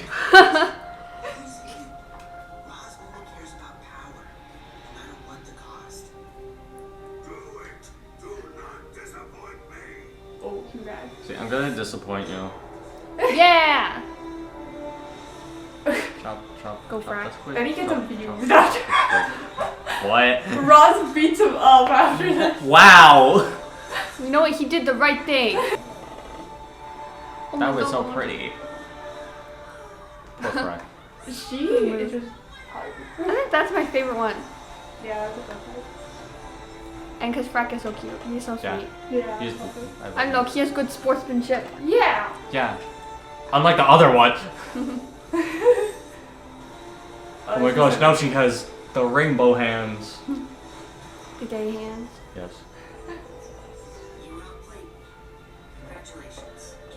See?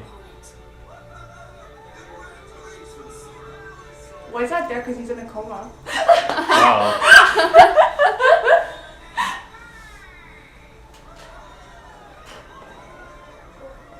Okay, I'm just gonna say this now. This is probably my least favorite one.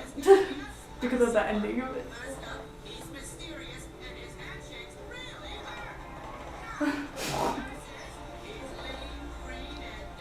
Well, I thought he was in a coma.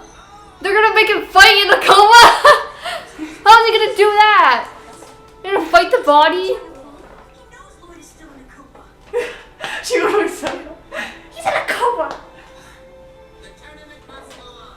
Oh.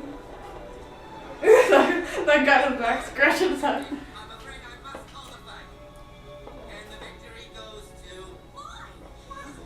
He's back. I don't think he should be Guess who's cleared to back? fight. We're the doctors. Wow, Wait, can it be considered a coma if it was that short?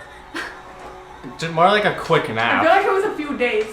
Because these things didn't happen like right after each other. Oh, okay. I thought this was all like happening in the same No, time. it's just the fights are, I put them together so it seems like they're all happening right after each other. Can Are you? sure about it?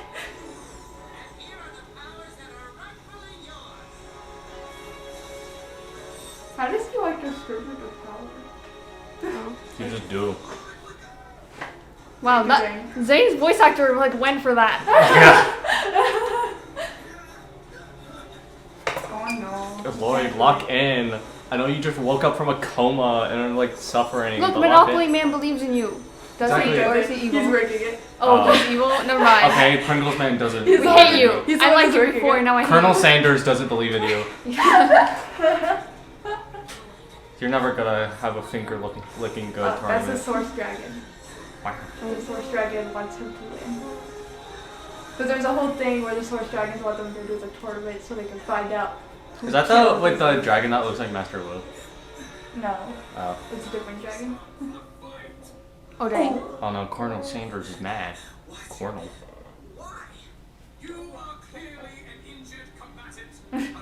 Oh, see, he's not cleared.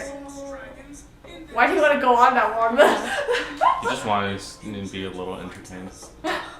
He looks like the guy from Jurassic Park. But you saw me. I can do it. I'm just a little sore. No big deal. I don't have a choice, Lloyd. Oh. Even though that match was awesome. Your health is the most important thing. Your health is the most important thing. What does he sound? To be honest.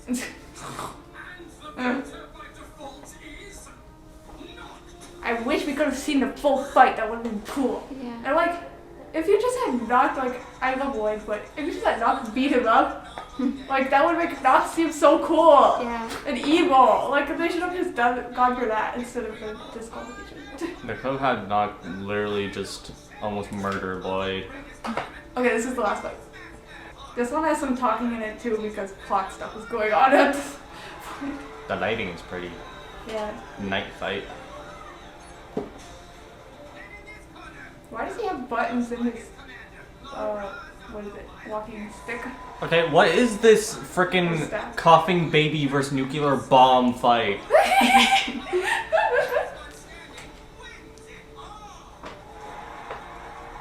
Sora doesn't even know Rising Dragon, she's gonna die. You're putting this poor little teenager against, like, an old eldritch entity. She can't even do proper switches yet. Dang. She did the wonky Why does she have her headphones on? Take them off, girl. She gotta listen to music, psych herself up. You gotta listen to freaking push it to the limit. This video's gonna be like 2 hours long. Oh. Well, she has to listen to Golden from K-pop Demon Hunter. Why does he keep stomping like that? Because that's how he, like, powers up his shower spin. Oh, just, you know, cut his foot off. So he's Thumper from Bambi. He looks like if... Walk around it! Yeah. Give me back my ice power. That's what he's saying. Yeah. What the frick is she doing? Oh, why does she walk around? She's trying to, like, hit it with a base with it, I think. Oh. I don't remember. It's just funny. Because she can't do Rising Dragon. That's the only thing that works against Shadow Spin. Oh, dang. Why didn't she, like, make an icicle and stab him with it? Oh my gosh. She used her smarts. Noct hates you. Yeah, like, you're not in charge of him. Mr. Chima Man. Chima. Is Chima even good, or... No. The main guy's voice is still annoying. Whoa, where did you two come from? Stop it! What? That's what he sounded like. That was more Sonic than whatever the lion dude was.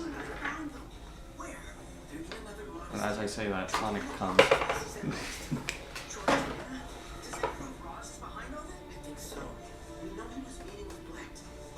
Black is the guy with the monocle. No. I'm still calling him Colonel Sanders.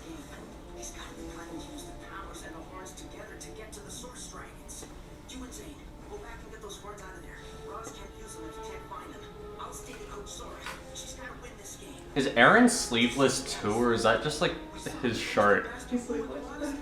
Ain't he cold?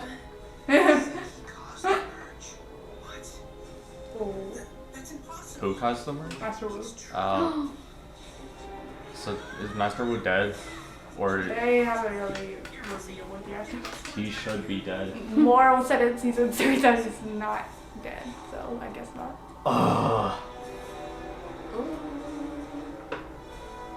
Wait, if Moro's still alive, He's well, not he's dead, alive. but like. He's in the spectral land. Oh. It's like the new departed room thing. Oh. Where people pass. You mean the curse room? Where people go through and pass on. Oh dang. There's a departed room right there. No. Yeah! It's just stupid. Rip it off! Okay, but like, what if that was just part of his body? B. With little B.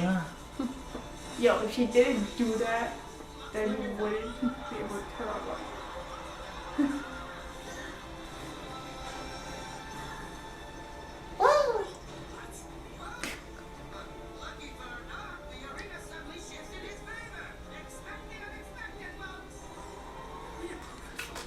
He kind of sounds like Rumpelstiltskin. Oh my gosh, yeah. Oh my god. So why start now?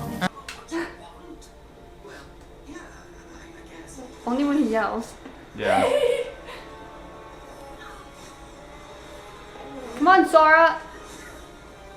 Yeah! Oh, What the heck? Are you freaking kidding me?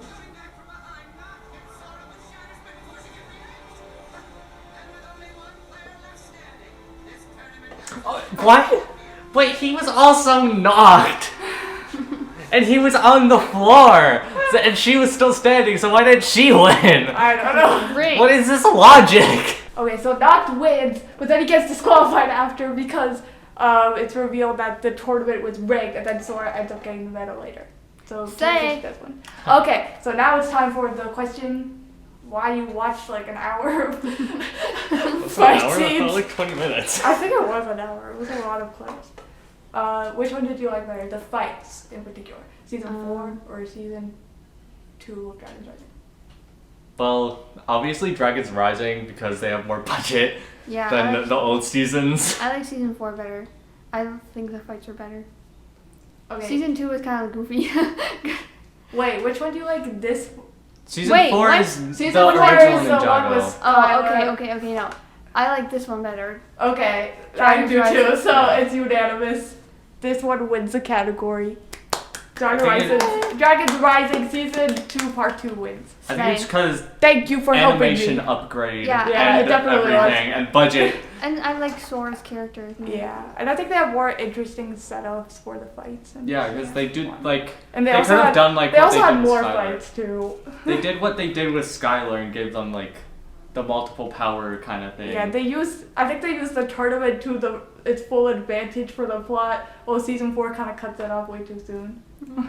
Plus new interesting characters that were actually used more. Slay. So, thanks to the help of outside perspectives, we've got a winner. Dragon's Rising Season 2 Part 2 takes the point. Looking back, I think Season 4 has amazing fight scenes, but a lot of them do happen outside the tournament, like Nia vs. Klaus and Lloyd vs. Chen. When comparing fights that only happen in the tournament, the sheer excitement and variety of Dragon's Rising Season 2 Part 2's fights makes it the clear winner.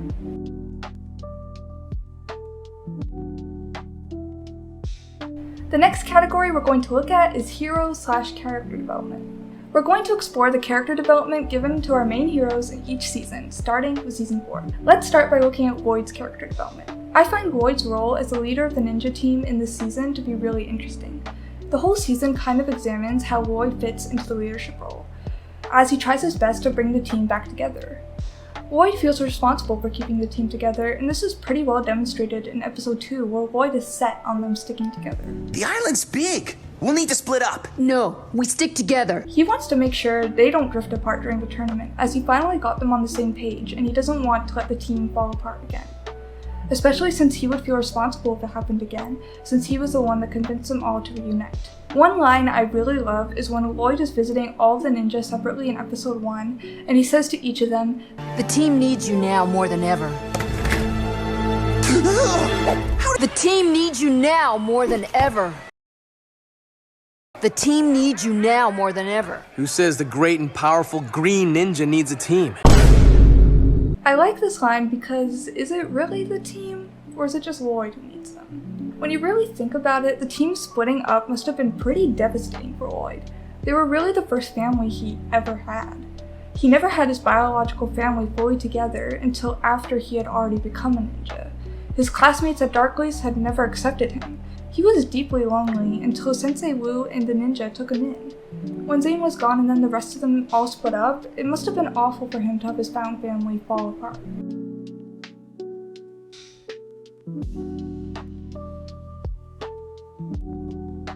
Either he's saying the team because he is trying to plant some sort of seed in each of their heads that the others have already agreed to reunite, or he's just saying the team to cover up for his own feelings, not wanting to be vulnerable as he is the leader, and he wants to put on a brave, confident face.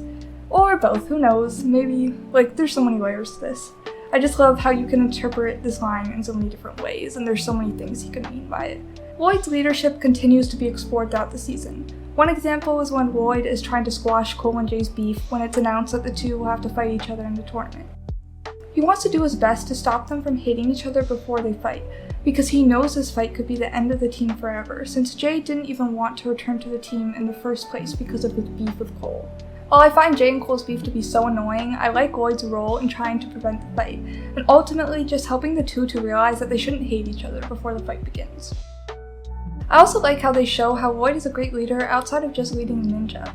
In Ninja Role, Lloyd takes it upon himself to extend kindness to Camille, asking her to join their side. She refuses, but I do love this moment a lot because it's so in character for Lloyd to want to give everyone a chance. Lloyd has a few other significant aspects that they develop in terms of his character this season, so let's dive right into them. This season tries to explore Lloyd's fear, which, now that I think about it, is also something they touch on in Season 7. I think this is a good arc for him to go on, but I find that the arc just isn't given enough time this season to truly feel impactful. It's kind of an aspect of the season that you just look back on and say, oh yeah, that happened. It kind of just comes out of nowhere that Lloyd has to control his fear, and then he does it, and it's like, yay. It's a good moment, but if they had built up his fear being an issue for him this season, it would have hit much harder. Ultimately, he gets this moment so he can unlock his elemental dragon and bring those into the plot, but it just would have been nice to have the character side of it fleshed out a bit more. Okay, now the big one. Lloyd's relationship with his father, Garmadon. Throughout the season, they build up Lloyd and Garmadon to be very close, something that is carried over from Season 3 really well. Don't worry, I'm always on your side. When it's revealed that the only way to defeat Chen and his Anachondri wannabes is for Garmadon to take the place of the Anachondri generals in the Curse Realm, it's a heartbreaking moment for Lloyd. Garmadon is willing to do it because it is the only way to stop them, but Lloyd lets his more emotional side take over in this moment, something that is a pattern in him when it comes to decisions regarding his father. He gets mad at Garmadon wanting to go along with his plan, as he doesn't want to lose him again, and the fact that he is so willing to go hurts him as he had left him so many years ago. I think this is very in character for Lloyd and even shows hints of crystallized Lloyd. Like, anyone who thinks Lloyd is out of character when it comes to Garmadon in Season 15, just look at this scene again. Like, dude has that pent up anger inside. Anyway, this scene is absolutely incredible and excellently shows how much Lloyd's relationship with his father means to him. But then, we get the scene where Lloyd comes back and goes along with the plan, sending Garmadon to the Curse Realm. Yes, this is a good scene, but it also seems a bit rushed. We get the little montage of Lloyd fighting Chen's army and having flashbacks to moments with Garmadon, but we don't really get any insight into what made him change his mind after being so against sending Garmadon to the Curse Realm. He probably just realized he overreacted or decided that Garmadon is right and it was the only way to defeat Chen, but they never specify. He just comes back and reads his spells, seemingly okay with sending his father to death pretty much. I feel like they could have done two things to improve this arc. One, they could have shown how Lloyd came to the decision to send Garmadon to the Curse Realm, and two, they could have changed the timing of the scenes. I feel like if they had the scene where Lloyd gets angry at Garmadon happen, say, at the end of the 9th episode, and then showed how Lloyd dealt with his emotions and came to a decision throughout the 10th episode, leading up to the scene where he sends Garmadon off, that would have been much better, giving some room for the arc to breathe. Other than that, I feel like this is very in character and makes so much sense for Lloyd as a character to be confronted with the difficult decision of having to let go of his father and not dealing with it well initially. So overall, Lloyd is written pretty great. Now let's talk about the other ninja. The ninja have a collective arc of dealing with their grief over losing Zane, which I find so compelling, especially since at this point in the series, we haven't really seen them deal with something as big and devastating as this before. In the first episode, we get to see how each of the ninja have been dealing with their grief. Of course, we see Lloyd continuing to train as a ninja, which makes sense for his character. He feels an immense sense of responsibility, and especially at this point in the series, he wouldn't walk away from it as easily as he would in like Crystallized. Then we see that Jay has decided to explore show business, which I think is hilarious, but also pretty sad when you think about it, because it shows how he'd rather pretend than acknowledge his grief. We then see that Cole has gone to work in the forest. I really never noticed before that Cole says to Lloyd, "Out here, no one knows who you are. No one expects anything of you." This can be such an insightful line for his character because if you look into it, it really digs into the pressure he felt from all the expectations placed on him throughout his life. You can interpret this as the expectations he felt from his father, the expectations his mother had for him, or the expectations from the team for him to be a hero, or all of the above, and I just love it. He doesn't want to feel pressure anymore, but ultimately he can't help but go back to it because he's just a deeply heroic character guided by his morals and a sense of justice. We then get to see Kai as a wrestler, which is so goofy, but also makes total sense that he would want to go and show off. We learn in the scene that Kai is feeling guilty, thinking that he should have made the sacrifice play instead of Zane, which is so in character. We also get a really important line in the scene when Kai asks Lloyd why he even needs a team, setting the stones for the jealousy arc he goes on throughout the season. After Lloyd leaves, we see Kai visiting Zane's statue, which is a really great scene, and shows that he is really mulling over what Lloyd said. Kai cares about his friends, his teammates, and he won't let his jealousy and/or pride overshadow going back to the team. And that's why he shows up at Chen's noodle shop later. All of this character development is great. Throughout the season, we get to see how Jay and Cole mend their relationship, ultimately realizing that they wouldn't want to lose their friendship over anything. We also get to see Jay finally confront his feelings of grief in episode 2, but they don't explore it past that small moment, which I feel like would have been so great if they had dived into that more. It would have given so much depth to Jay as a character. It's all I can think about! I moved on! I feel guilt! These are not good feelings! As for Cole, we get to see how he would give up victory in order to save a friend, once again showing his heroism. And throughout the season, he does everything he can to try and break out not only himself, but the other elemental masters from Chen's entrapment.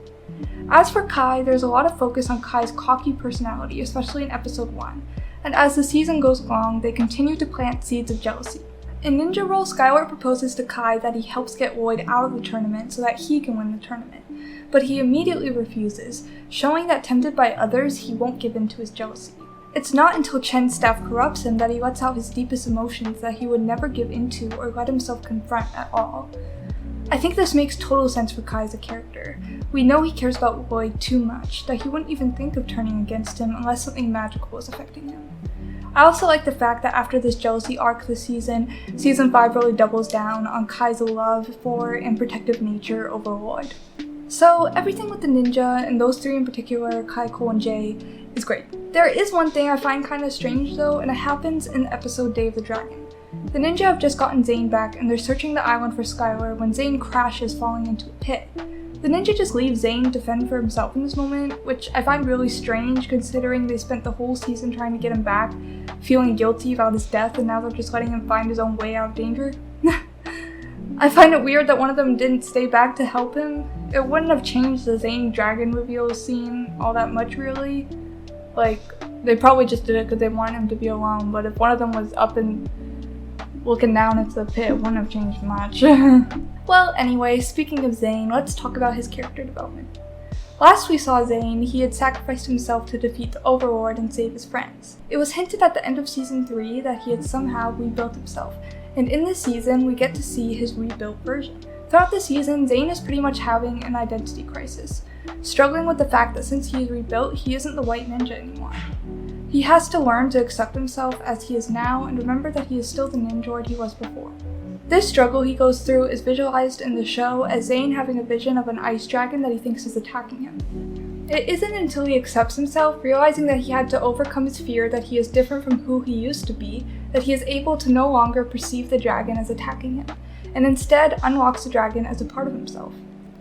Overall, I think Zane gets some great character development, and I really appreciate how they explored him having an identity crisis. It was a good direction to take his character after season 3. So that's our main ninja team, but there's still a few more characters to talk about, so let's take a look at them. Skylar was revealed to be the spy for Chen, and it was revealed that she was doing it because Chen is her father. I think if they showed her being evil a bit more, it would have been interesting, but at the same time, I think it makes sense that she would listen to what Kai is telling her and join the good side. Skylar is more of a logical thinker than an emotional one. For the most part, I find Skylar's development to be done well, but it's just the end of her arc that doesn't make sense to me. She tells Kai instead of joining the ninja, she's going to go run Chen's noodle business since he's gone now, and it just seems so out of character that she wouldn't want to be a ninja or at least be like a cool vigilante crime fighter or something. I'm guessing they made this decision because they wanted to tie up all the loose ends, but still, I think this decision is just so anticlimactic for such a cool character. Nia's here. She does stuff.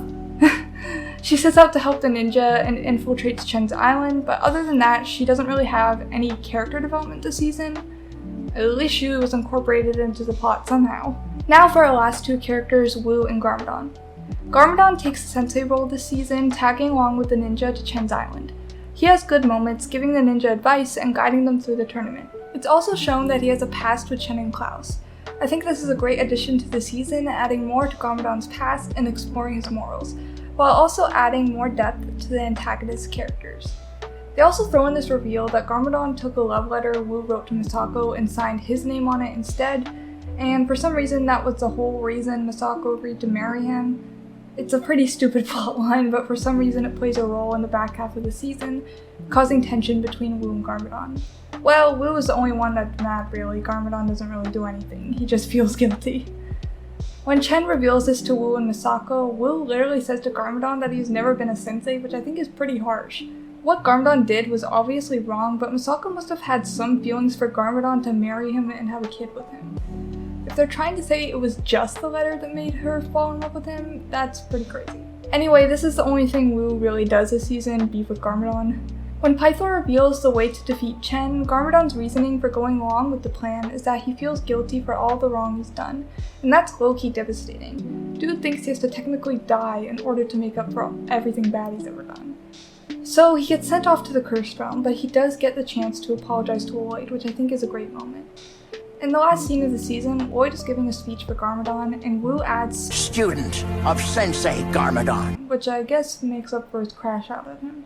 "You're no sensei, and you've never been one!" He never apologized to Garmadon for saying all those things, but Garmadon did apologize to him, so yeah. Anyway, I don't care for Wu's role this season, but I find all Garmadon stuff to be really well written. Okay, so season 4 has some good character development. Now let's look at Dragon's Rising Season 2, Part 2. Let's begin by looking at the characters we start the season with, Eren and Sora. Eren and Sora show up in the first scene of the season, sneaking around the administration, looking for information about Eren's parents. We see that Eren is pretty upset that he took so long to go check the administration's files for his parents. This is a new level of frustration we're seeing from him. This is also a through line throughout the season and comes back in full swing at the end of the season when he wastes no time in following Roz in order to try and find his parents. Sora tries to reassure him that he is trying his best and he will find them. I like how they build upon Eren's low self-esteem this season, but I do think they did it a bit better in Season 2 Part 1. For the reason that they have Eren excessively use too much expositional dialogue to describe his feelings in this part, instead of showing. For example, "Must be nice having a power to compete with." Eren's role this season is to investigate the missing dragon horns, so he takes the lead on that, and I really love how they incorporated him using things he learned from his parents about mystery solving as he works on solving the mystery. That was a really wholesome addition to his character. They also introduced Frack, Eren's old friend, and I think the flashback they show with the two of them is so cute. I also really love how the flashback mentions Master Wu multiple times, emphasizing how the two of them look up to him. This makes the reveal that Eren learns later in the season about Master Wu causing the merge more heartbreaking, knowing how much Eren has looked up to him since he was a kid. As the season continues, we see the slow breakdown of Eren's trust in the ninja, which I think is done extremely well. In the episode United We Fall, Eren starts to point out how he is upset at Lloyd making promises he can't keep, which is a really good moment. Watching his expression as Lloyd is talking to Nia in this scene is great. It shows how disappointed he is.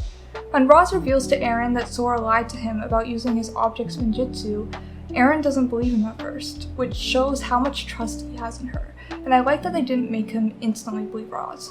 He has to really think about it first before he calls Sora out and discovers that Roz wasn't lying to him.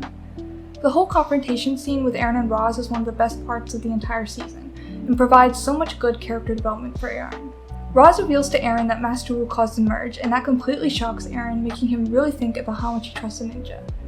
One interesting thing in this scene is that Ryu is present, and I think that's so interesting because Ryu is the one character on the team that doesn't speak. So he's hearing all of this and he can't tell the ninja and he can't try to talk sense into Eren or anything. He's just there to absorb the information, but he can't really act on it, really. He can't really do much to help Eren stay on the right track, and he isn't able to let the ninja know that Eren is losing trust in them. The scene that happens after this between Eren and Ryu I absolutely love.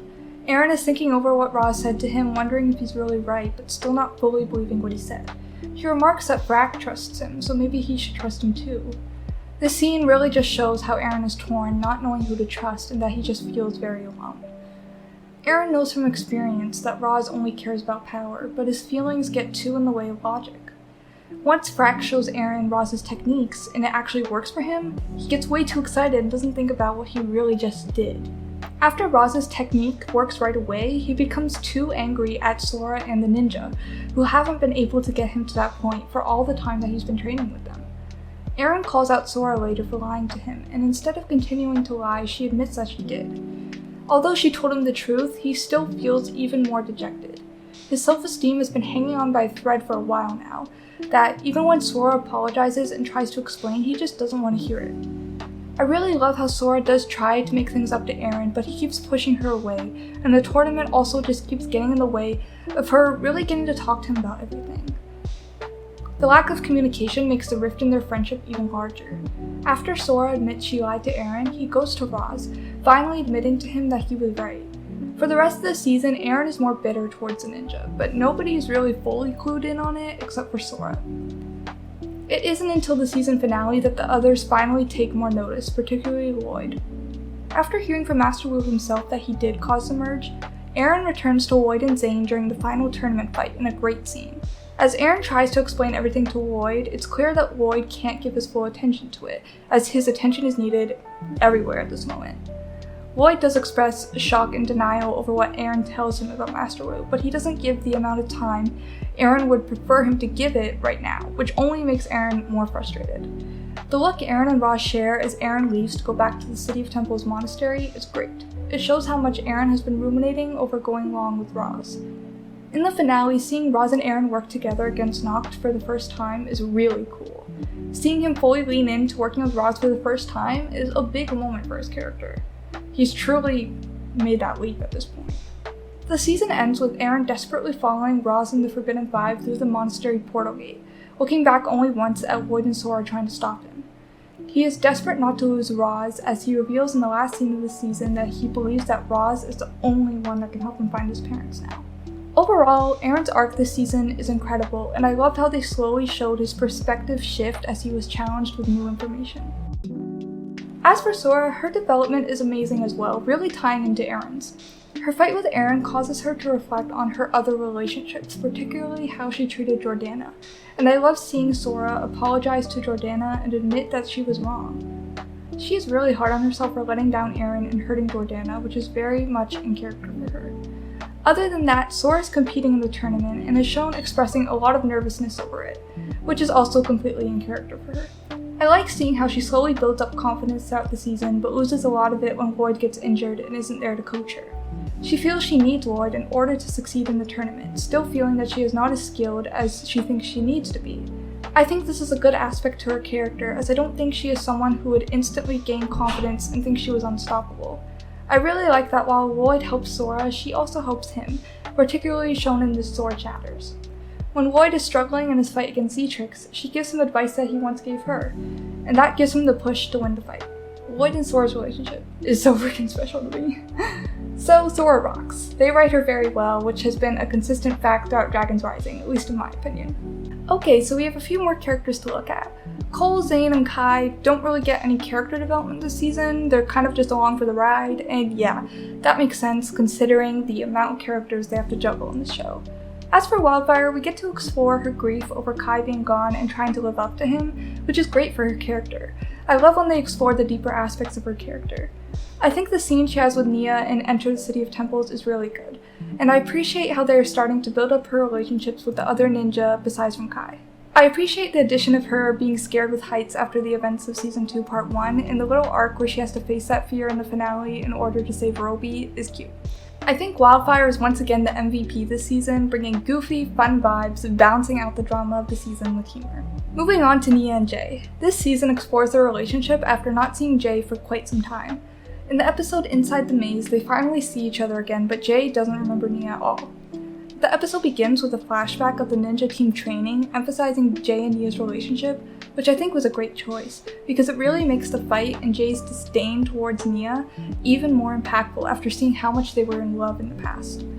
I went into the fight more in the tournament fights category of this video, so I'm not going to talk about it much here, but all of the character development they give both Jay and Nia in that fight is amazing, and helps drive forward their characters in a compelling way. Nia's expression after she wins and Roby tells her to show them the lightning is so devastating. It breaks my heart every time. In the next episode, it's revealed that Roz sent Jay away after he lost his fight with Nia. I think this is a fine choice for his character because Jay's story needs time and space from the other characters to really develop, and he ends up getting a lot of good stuff in Season 3, so not seeing him again this season isn't a bad decision. Nia's determined to go after Jay, but Lloyd tells her that Roz is trying to get them to leave the tournament so they can't. Nia is pretty upset, and we get to see a lot of vulnerability from her here that we've never really seen before and that I absolutely love to see. Before everything changed, Master Wu told me only unity can save us. For the rest of the season, she's pretty angry about losing Jay, and when she's out of the tournament, she decides to leave the City of Temples to go look for him. This makes sense for her character to do, but in terms of the story, it doesn't end up making sense because at the end of the season, she just inexplicably ends up back at the City of Temples with no explanation of where she went and how exactly she ended up back there. Like, why have her leave in the first place then? Other than that, I think they wrote Nia very well this season. Okay, the last character we need to talk about is Lloyd. As always, my boy Lloyd has a lot on his plate this season. Not only is he still dealing with his visions, he's trying to balance the problems of every ninja on the team, and it is not all going in the direction he wants it to. In the first episode, Lloyd says that he still doesn't know how to make sense of his visions, but he is getting better at dealing with them. Seeing that he has a bit more confidence with the visions is especially interesting when they suddenly really affect him later on in the season. It shows that dealing with anxiety is an ongoing battle, and I like how they make that clear with Lloyd's anxiety story. It's very realistic and authentic and genuine, and I love it. I like how it's mentioned in the second episode that Lloyd has been teaching Wildfire about fire precision, demonstrating that he is putting in the time to train his students. The scene between Lloyd, Eagle, and Rontu is one of my favorites for his character. Lloyd asks if the dragons will act as their masters for the tournament, but they refuse, saying that Lloyd is a master. Lloyd denies this, proving that he still feels insecure in the master role. He doesn't think he can be a good master. I get why he could be in this headspace, especially after everything that happened in the first part of Season 2 with his visions affecting him and really taking a physical and mental toll on him. I love what Rontu says in response to Lloyd saying that he's not ready. You've faced much in your young life, and have lost much. Your master, teammates, friends. And because of that, you fear you won't be able to protect everybody. Your heart is too big, Lloyd, which is exactly why you must lead the ninja. It is why you are the one to carry on the legacy of your beloved Master Wu. Rontu acknowledges his insecurities, his past, but says that these things weren't just bad things that have affected him, but they are also the reason he can be a good master for the ninja. I absolutely love that. The line, "Your heart is too big, Lloyd," is so great and perfectly sums up his character. Lloyd still feels anxious about assuming the role, but he ends up leading the ninja to the tournament as their master. I think in terms of his master role this season, they write it pretty well. They show how Lloyd is taking on a lot as so many things are happening that all deserve his attention, but he can only focus on one thing at a time. He tries to appease everyone, but he can't always do that. I think a good moment that shows he doesn't want to ignore every problem is when Nia tells him that she saw Jay, and he immediately goes with her to look for him. This small moment shows that he will jump at the chance to help everyone if he can, and once it's clear they won't be able to find him now, that's when he puts his attention back on the tournament. In the next episode, after learning that Roz sent Jay away, Lloyd has to try and convince Nia to stay at the tournament. He tries to reassure her that he wants to find Jay, which I totally believe, but he also reminds her that they can't abandon the tournament when so much is at stake. Lloyd has to use his logical thinking instead of emotional thinking as a master now. Also, one quick thing, Cole says the exact same thing that Lloyd says in the scene and nobody gets mad at him. Like, what the heck? Also, why doesn't Zane go find Jay? He's not even in the tournament anymore. We are tired! That plane ride was 3 hours! I know, but we can do something. Close them blinds, bitch! Anyway, Lloyd doesn't realize how much these decisions he's forced to make are affecting Aaron until the end of the season, when Aaron falls after Roz. That's when he starts to let his emotions back in. I think it was a good choice to make him not really aware of Aaron's waning trust, as it shows that his attention is so divided, he can't really make out the full picture of everything he has to consider. Anyway, the best episode for Lloyd character stuff this season is definitely the Sword Shatters. In this episode, his visions come back, really hitting him and making him struggle with anxiety over the tournament. He is extremely anxious about having to fight Zetrix and something going very wrong, and it takes a significant mental toll on him. I think Lloyd struggling with anxiety is always really well written, and I think it's very important to see a main character struggle with a mental disorder like anxiety. Before it is revealed that Lloyd will face off against Zetrix, Zetrix comes up to Lloyd taunting him. The visions suddenly start tormenting him when she's around, which I find really interesting. His mind is so worried about fighting her, even her presence is making these visions come and hit him again. Lloyd is plagued with bad feelings before the fight even begins. When the fight finally starts, we see that Lloyd is trying to avoid fighting Zetrix as much as possible. But after a short intermission and some advice from Sora, he realizes he has no choice but to fight her, confronting his fears. I think seeing him come out on top was a great choice. I also like the little character choice of having him still be sassy to Zetrix even while he's freaking out from anxiety. Your sister Beatrix didn't need these tricks to fight me. No, she needed an army. My army! Gotcha. I think Lloyd's whole arc in this episode and the season overall is great. So which season has a better character development? Once again, I think this is a really tough one. But due to this season being really character driven and having so many deep and interesting character plot lines, I'm going to go with Dragon's Rising Season 2 Part 2. It should win for Rontu's speech to Lloyd alone, honestly.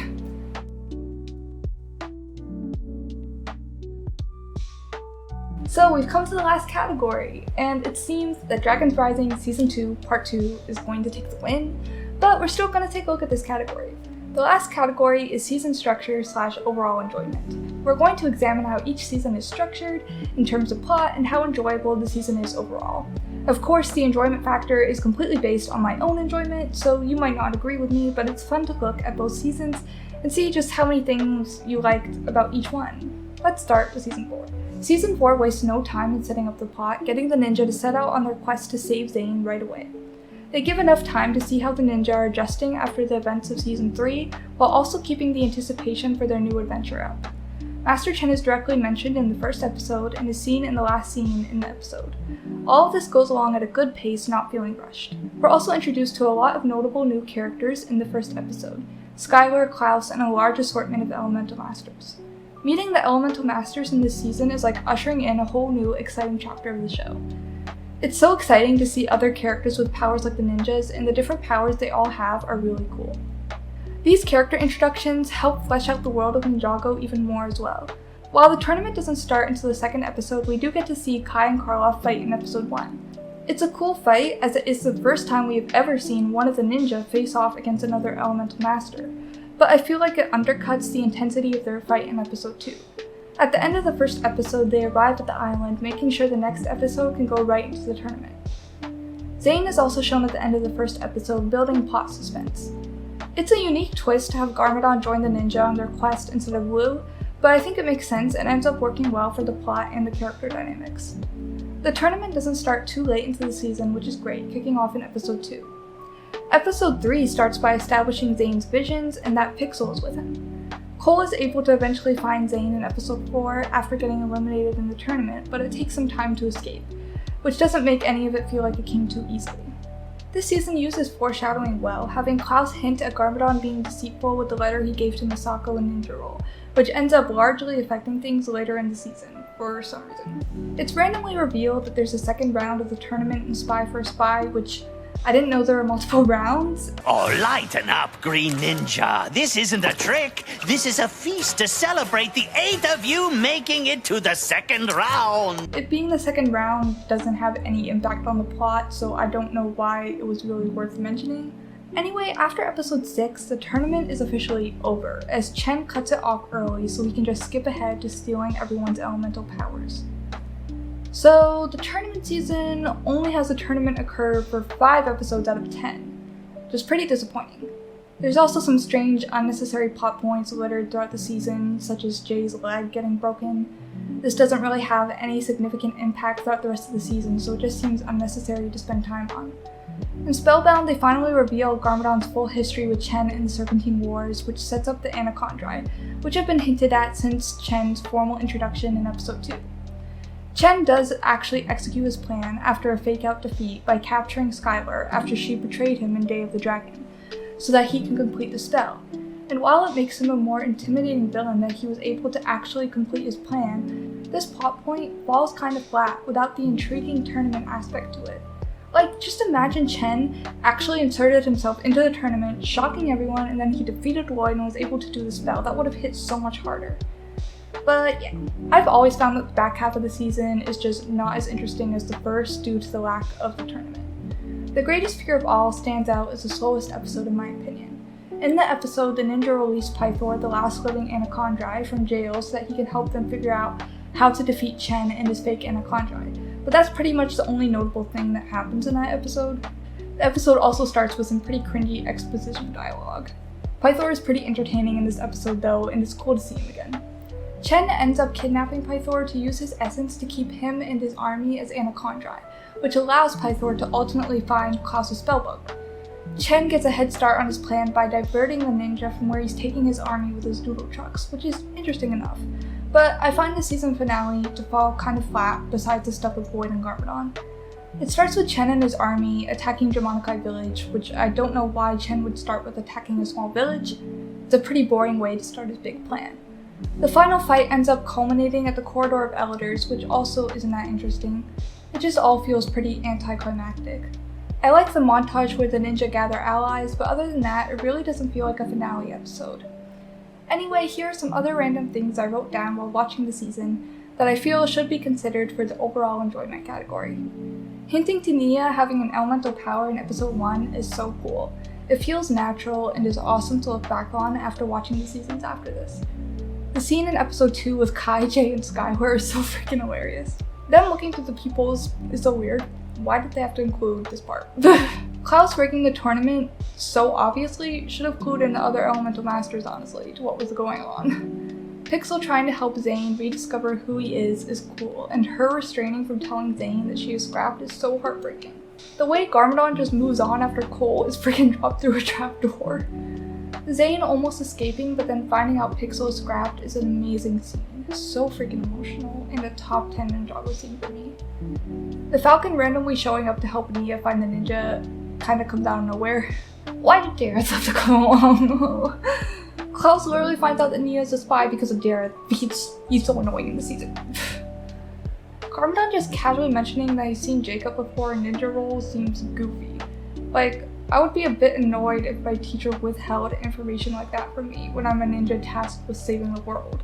Like, he just knows all these other elemental masters and just never said anything. And Wu too. There is some cringy dialogue that throws me off a lot, especially now I'll use the power of smoke. And now I'll use the power of smoke. Elemental dragons are so cool, I wish they came back. You're free to choose sides. I'm not a dictator. One of my favorite lines of the season.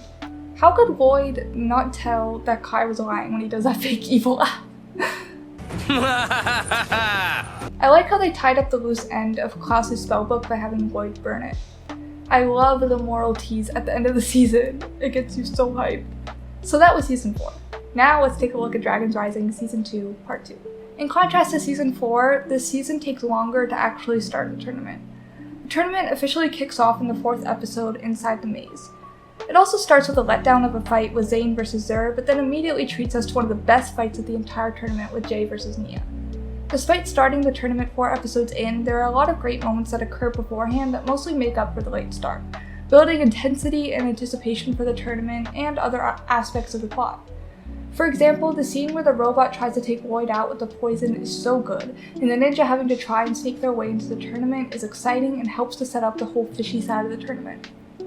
I think in terms of non-tournament related plot stuff, I would rather take the first 3 episodes of Dragons Rising Season 2 Part 2 over the last 4 episodes of Season 4. This season just has more interesting stuff to offer in that non-tournament build time. I noted in my last season comparison video that I've noticed Dragons Rising likes to start their episodes with side characters, and yeah, the first episode of this season opens with side characters in the administration. But Aaron and Sora do show up in the scene too, so it doesn't make the scene unnecessary, like the Candelaria one felt in Season 3 Part 2. The second episode also starts with side characters, but at least this is a plot forwarding scene, where different elemental masters are receiving their invitations to the tournament. Once again, this season has a lot of clunky exposition dialogue.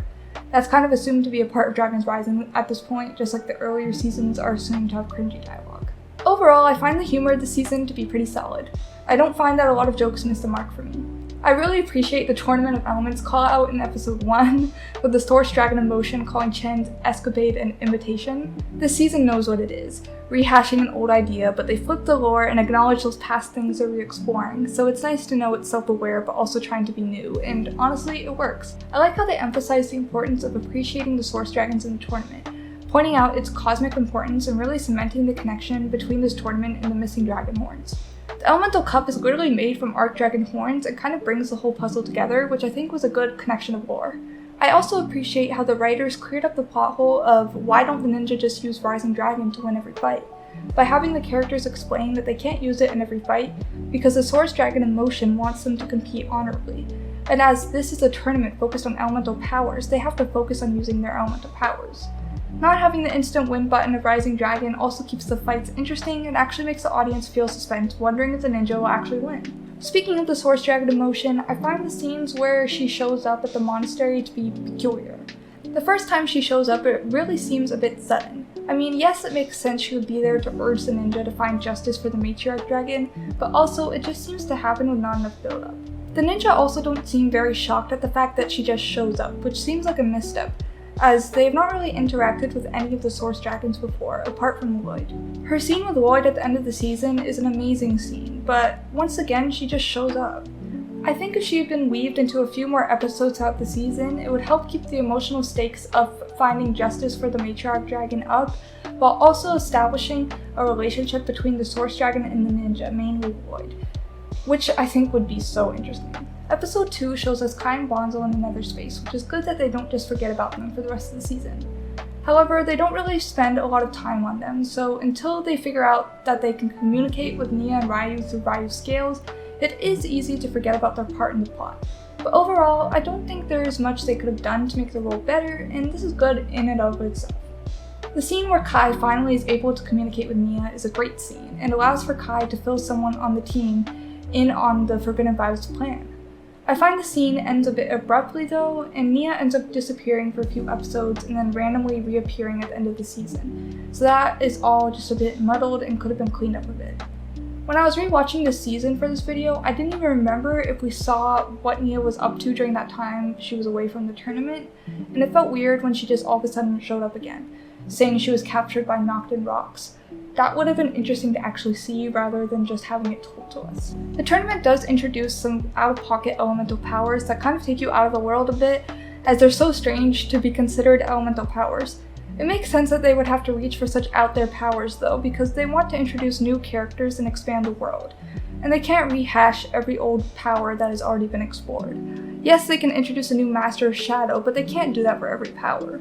They have to mix things up a bit too, and it does keep things exciting getting to meet new elemental masters again. The merge also plays a part in this, as we get to see characters who got their powers after the merge and characters from different realms, and it just introduces a whole new level of character and world building.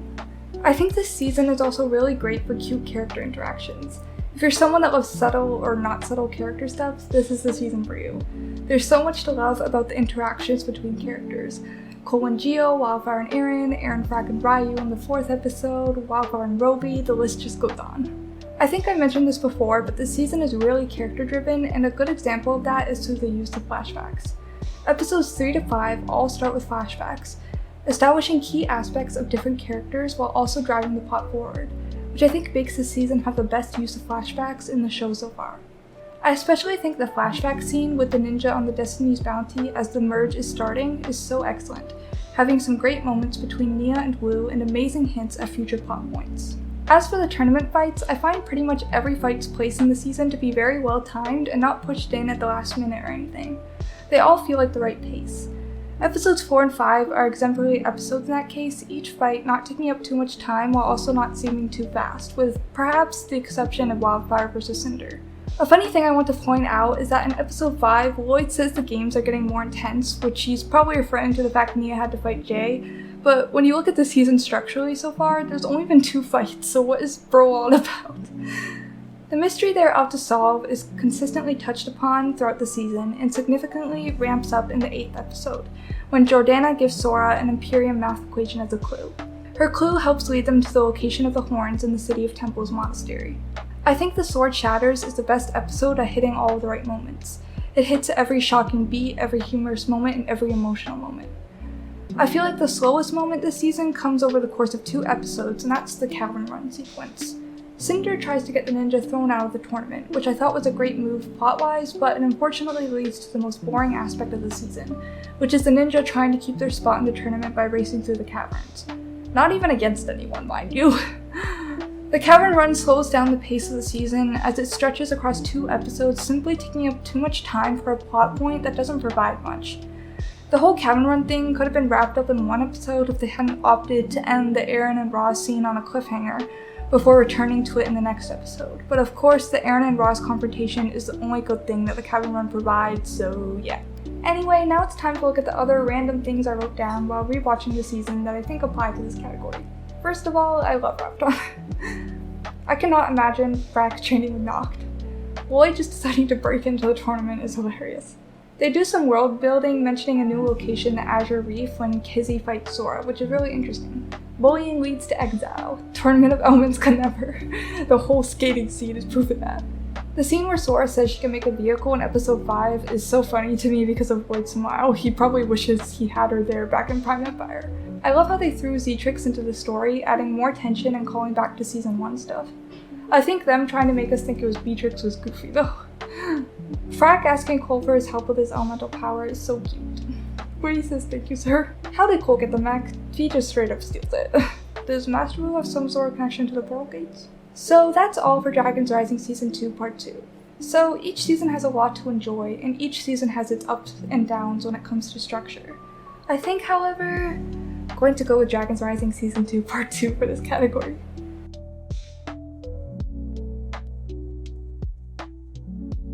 Well, I was definitely not expecting this when I started the video, but Dragons Rising Season 2 Part 2 has won with a clean sweep.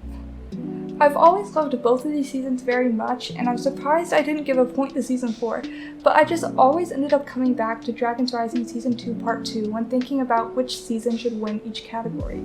I feel like a lot of people are going to be mad at me about this, but just remember it's my opinion, so if you have a different one, you're entitled to it, and I'm entitled to mine. Overall, it was just really fun for me to look at both seasons in so much depth and get to really think about what I do and don't like about each season.